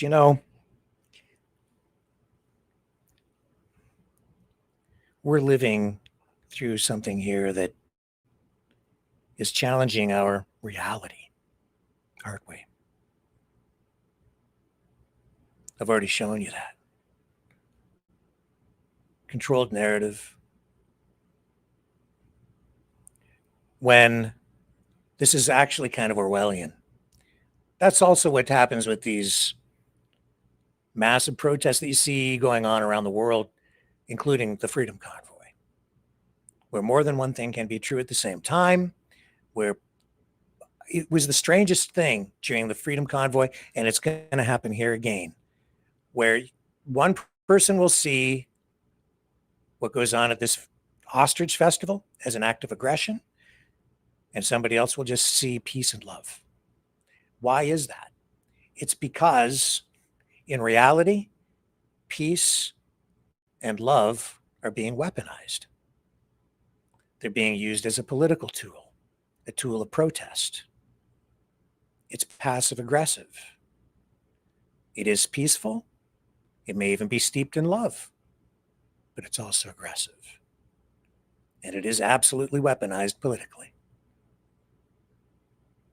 And so it's not entirely peaceful. You see what I'm saying? That's also kind of what was going on at the Freedom Convoy. That's why residents are upset. Well, at the same time, other people are only seeing the peace and the love. More than one thing can be true at the same time. It depends on your perspective.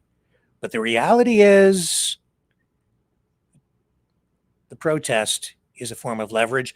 And if the protest is a party where people act like a bunch of, I don't know, university students during Frosh Week, it may just appear to be a big love-in, a summer of love, when in reality, it's absolutely a passive-aggressive form of protest. Thing is, the language here, though, is going beyond that. That's why I've seen Shadow Davis in recent days also express concerns about some of the things that he's seeing in his chat, where people, it seems, want to get violent. And he's concerned about it, and to his credit, he's called it out. And thank you for doing that, Shadow Davis. Although it begs the question, why do we have to keep on mentioning this over and over again to people? Stay peaceful is what they're told. Got to remain peaceful. I'll show you.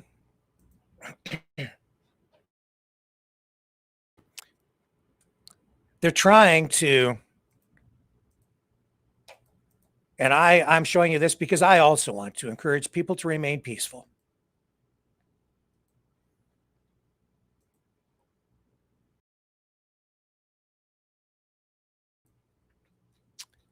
And this was recently from Jim Kerr's Facebook page,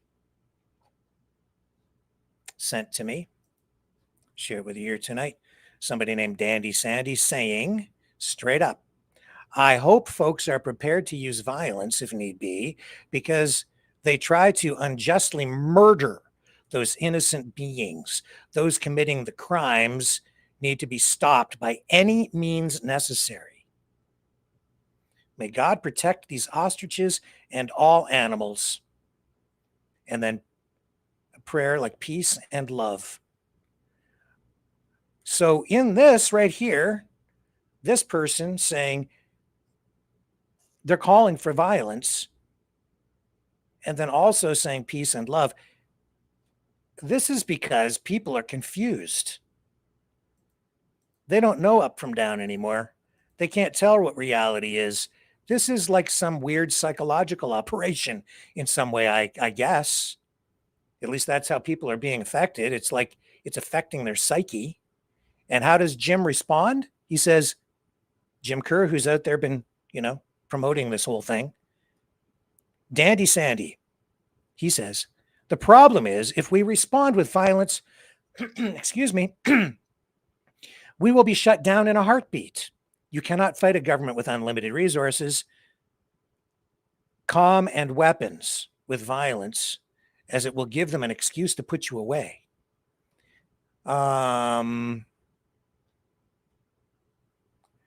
So the problem, he says, is that if we respond with violence, they'll be shut down. No, it's not that the problem with violence is that it's wrong. It's just, unfortunately, if we do that, we'll lose. I get it. I think maybe the words chosen to rebut this might have been a little stronger. Discouraging violence. I believe this post has since been removed from the Facebook page. See, the problem is that the language, the personification of these birds, turning them into people in the minds of humans, of the protesters, is, in a strange way, how dare I say it, it's like radicalizing people. Oh, that's not a, oh, so now that word's too strong? I don't think so. Not really. I don't think it's too strong.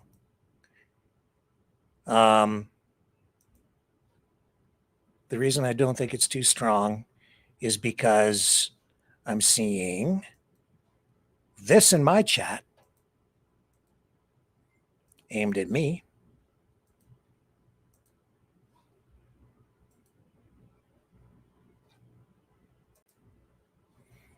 Leave the effing birds alone here. I'll bring it up full screen.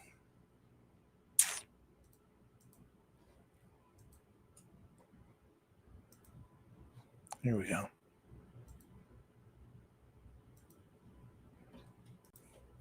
There it is. That's from the Rumble from last night.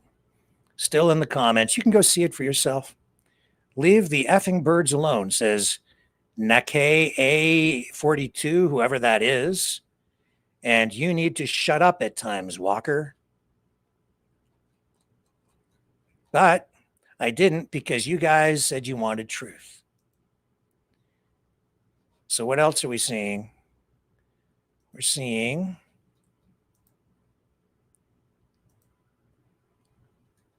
this, which I found very alarming. It was the other night. I didn't even want to show it to people, but I'm going to show it to you tonight because I do want people to remain safe. I hope this is going to come up on the screen here. Computer's sluggish. Hang on. It's not presenting. Running out of memory, perhaps.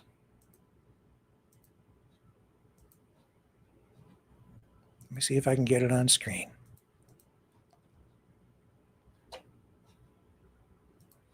Come on.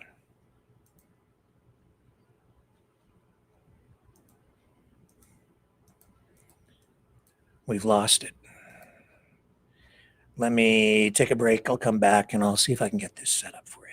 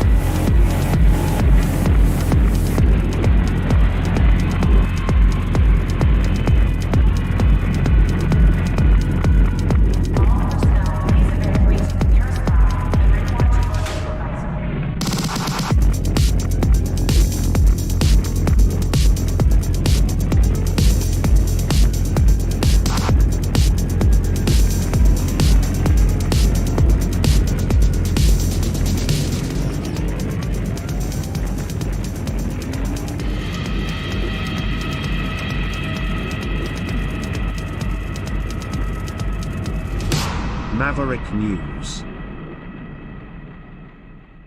The world is watching.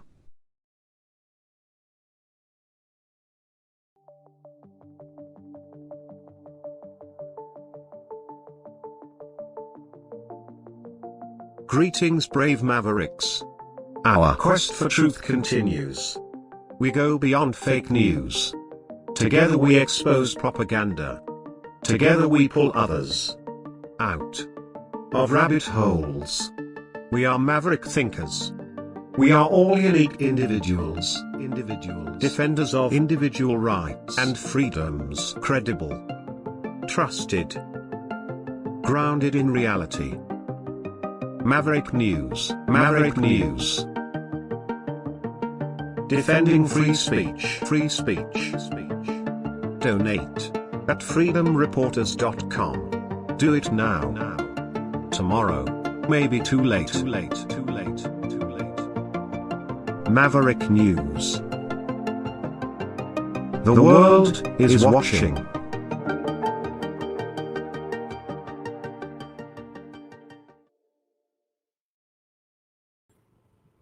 Okay, so I've got it. Just It's just the server attack thing is just throwing everything out of whack. Before I show you this, I just want to rewind your minds back to the pandemic, and especially here in Canada. You may recall there was a survey done asking people if they thought that if they thought if the unvaccinated people should be taken to camps. It was on the front page of newspapers. In particular, I saw it on the Toronto Star, and I was appalled. A lot of people were pretty upset at that time because a majority of people indicated that, yeah, they would be in favor of, if I remember the poll correctly, a high percentage, maybe a majority, saying yes, they would support the unvaccinated being taken to essentially concentration camps or camps because of the fear. And the narrative was out there, was like the unvaccinated were largely being dehumanized through a campaign, right? So when I'm hearing this language, when I'm seeing a world again where everything is flipped upside down, this becomes what they call news speak. George Orwell, 1984. They're controlling your mind. They're controlling your narrative. They're manipulating your reality. And when peace and love become weapons, when peace becomes war, war becomes peace, everything gets flipped. When this is the kind of thing that goes on when you're turning in, when you're conducting, it's perception management. It's information warfare. It's passive aggressive, 5th generation hybrid warfare. This party this weekend, it's not just a party, obviously. It's politics in motion, but it's politics by any other means expressed through a form of passive aggressive warfare. This is what it is. Make no mistake that what's going on there this weekend is not just about these birds. It's about a larger political movement. And that is also partly why when I'm talking about these things, when I'm talking about the birds, when I'm talking about the facts around the birds, people are upset with me, not because I'm giving you factual information about the issue at hand. They're upset with me because they need this protest to proceed unencumbered. Because it's not about the birds for them. It's about their politics. It's about a political movement. There's another agenda in play here. And you need to be aware of that before you go out there thinking that you're just holding the line for the birds. You need to understand that you're walking into something that's a political hot potato. You need to understand what the legal ramifications of this are. You need to understand what risks you're taking, what risks they're asking you to take, what risks that the risk that they're putting you in, the jeopardy they're putting you in, maybe without really explaining fully what risks it is that you're facing. And you need to be aware, because with this perception management that is taking place, this information warfare, this war that's on for your mind, you need to understand that this has been ongoing since at least when the pandemic broke out, and probably long before that. And we saw how people's opinions, how certain groups of people were dehumanized. See, this is what you do to soldiers too. Before you send them off into battle, you dehumanize the enemy in the minds of your soldiers. You dehumanize the enemy so that psychologically they are capable of killing the other side. They're doing all kinds of things. In a civil society where I don't have any desire to go hurt anybody today, but you get somebody in the right mindset and they'll just put anything. So I'm very alarmed when I'm looking in the chat the other night and I see this.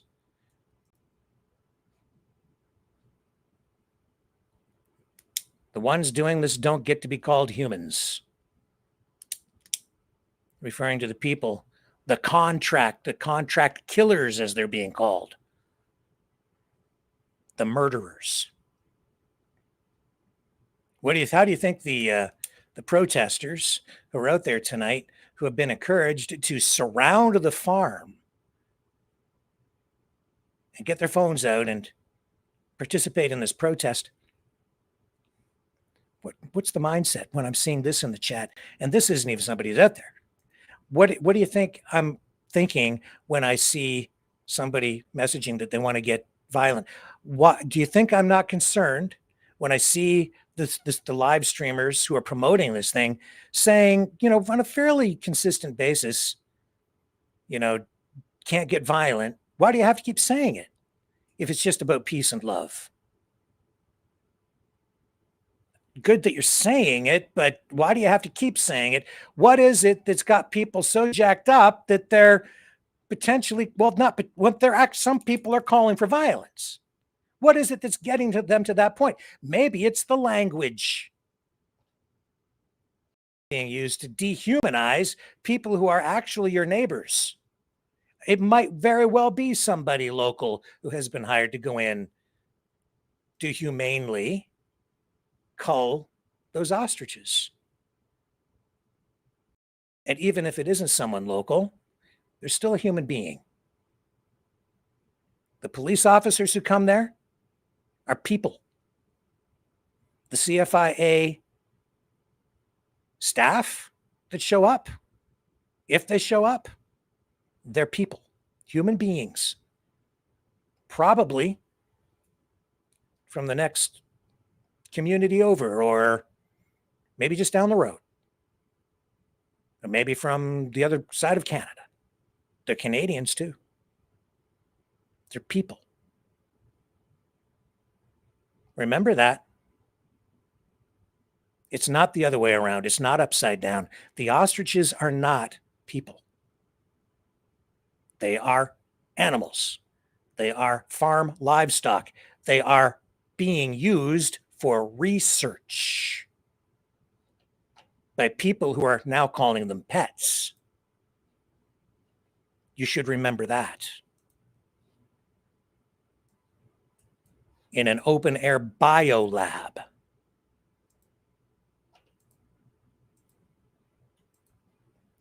Maybe you like that. Maybe you're in favor of that.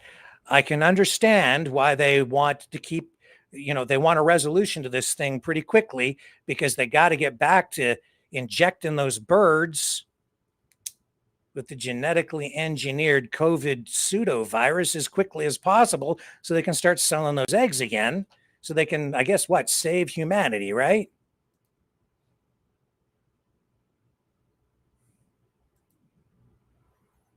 So everybody go party down this long weekend at Ostrich Fest.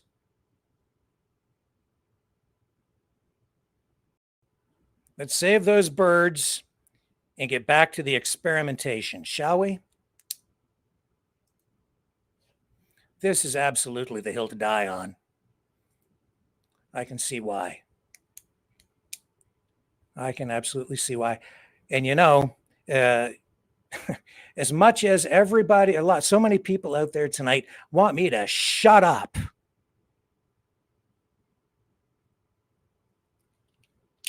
Because I can't win. Not going to win this one.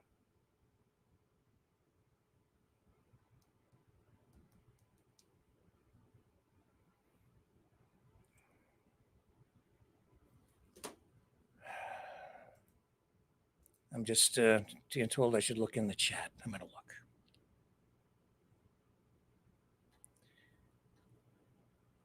You know, I'll tell you how I lose. I'll tell you how I lose. I lose if I stop serving you. I lose if I allow other people, a group of people, a political organization, whatever this is, if I allow them to reshape my reality. If I asked the person who tonight, I texted back, and when they said, you're not going to win this one, my message back was, what do you want? So do you want me to lie?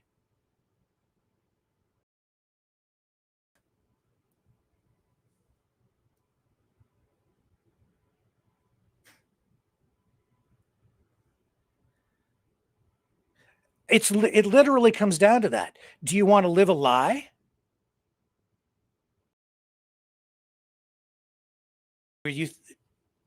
It's just about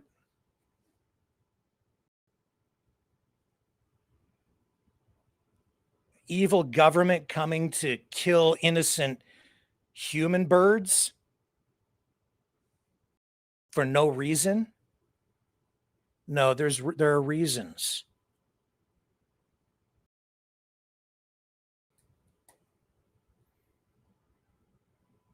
We're told that it's not a risk, right? Not a risk because the farm is about 100 kilometers or 130 kilometers away from the nearest town.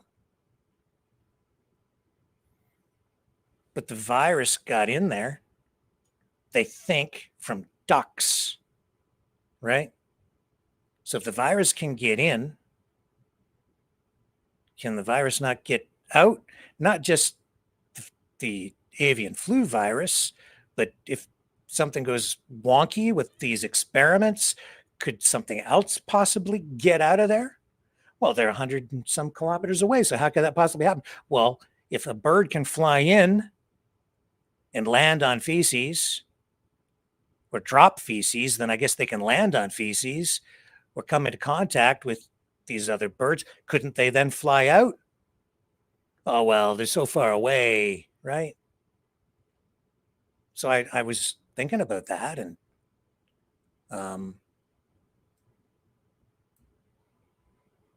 I started to look it up, and I thought, well, how far do ducks fly? These ducks were on a migratory route. They're on a migratory route. And if you're on a migratory route, let me see here. I looked it up. Here we are. So migratory ducks, depending on the species, some of them fly as much as 2,000 to 3,000 miles. Here's a map of migratory routes for, this is just the different flyways. So we're talking about the Pacific Flyway here. And these ducks, some of them, depending on the species, all the way from the top of Alaska, all the way down into Mexico.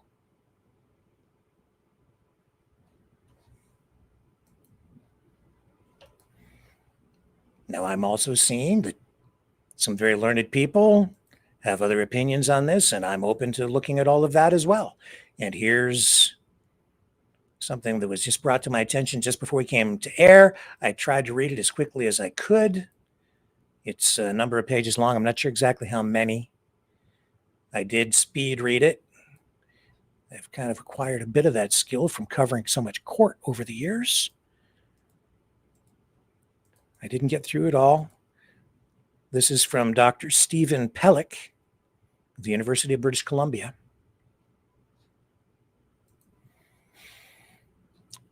Lengthy letter here, basically saying that the stamping out policy is not working and addressing the possibility of, you know, how infectious are these birds, and talking about how these birds could be used to study in some way these antibodies or whatever. So that's a position that was taken by this professor at the Department of Medicine, University of British Columbia. Other professionals, experts in this area seem to disagree with him. And it isn't just about that anyway. There are also some other legal implications and the setting of precedents and what this might mean in the long run for the government's ability to respond to emergencies. But I certainly acknowledge that point of view. See tonight as well that the local council is kind of taking that kind of position. They're trying to assert their authority here to require that these birds be tested before they accept them into the local landfill. I don't know how the CFIA, Canadian Food Inspection Agency, will ultimately handle this or how police will handle this. I can tell you that based on, I think it's going to turn into a standoff of some kind. That's why they want so many people to go there. They want the numbers. Who knows how it will play out? I hope I've given everybody enough information here tonight that they can make an informed decision before they go off to participate in a protest. Do as you will.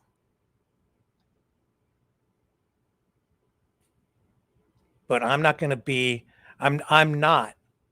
to allow myself to be bullied, intimidated, threatened, coerced into complying with a narrative that does not offer truth because it doesn't offer whole truth. It offers selective information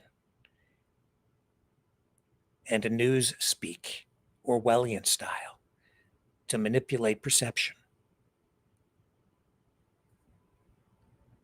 If we allow others to manipulate our reality, we become complicit in our own slavery. If we allow others to control the language and dehumanize other people, we are repeating the mistakes and the sins of the past, where we've seen people literally loaded onto trains and shipped off to concentration camps because of language exactly like that, which horrifies me. And then this person wonders why I push back. The ones doing this do get to be called humans, because you may not agree with them, but they are operating within the law. They are operating with the authority of the people, because this has been handled through the courts. This has dragged on for months because the farm owners have been given due process. And while this is still playing out through protest, which is fine, it's imperative that I do my job as a journalist, because a free media is one of the pillars of a free and democratic society. And if I allow others to coerce me, to silence me, to comply and just shut up or just get with the program, then everything crumbles. Freedom is lost. And if I allow that to happen, I become complicit, not just in my slavery, but also yours.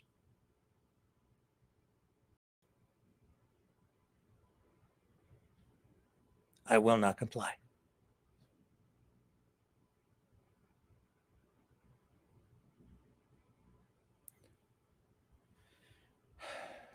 We'll get into the other news tomorrow night.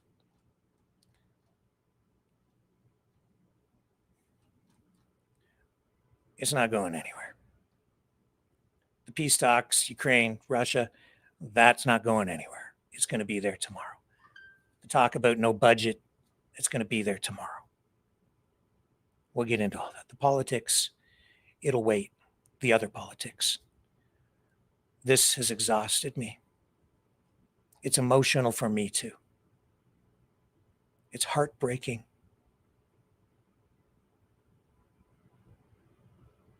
I just want this to stop. I want the games to stop.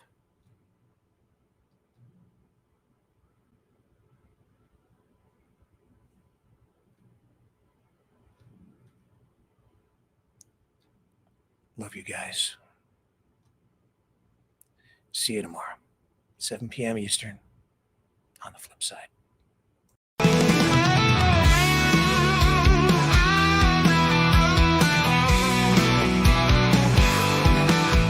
Well, I heard old Cosmo howling last night up on the hill where the moon shines so bright. He was singing a tune, lonesome dogs cry about freedom, running and touching the sky. If I leave here tomorrow, would you still remember me? Cosmo's free, running wild, wild as the wind can be. He's a free dog, he's a free dog, he's a free dog. Cosmo's got them paws that just itch to roam. He's chasing his dreams, he's far from home. With a heart full of love and a spirit so free, he's living his life wild and carefree. If I leave here tomorrow, would you still remember me? Cosmo's free, running wild, wild as the wind can be. He's a free dog, he's a free dog, he's a free dog. He's got the stars in his eyes, the wind in his fur, a tail that wags like it's never heard of a blur. Cosmo's on a journey, he's got no chains. He's running through fields, breaking all the lanes.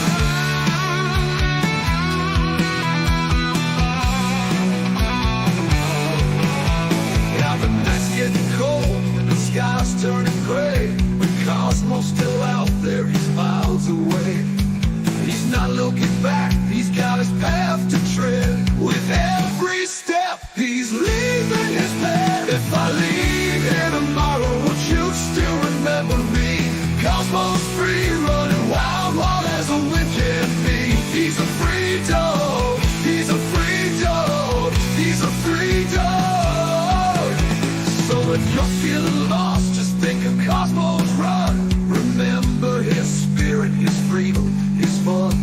And maybe one day, when you're feeling low, you'll find your own freedom and let your spirit go.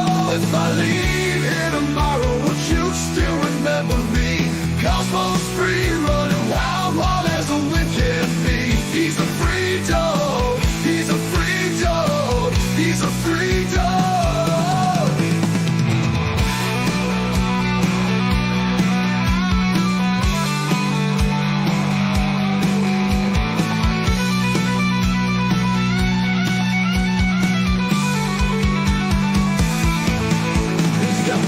His eyes, the wind in his fur, a tail that wags like it's never heard of a blur. A heart full of love and a spirit so free. He's living his life wild and carefree. He's got the stars in his eyes, the wind in his fur, a tail that wags like it's never heard of blur. Cosmo's on a journey, he's got no chains. He's running through fields, breaking all the lanes.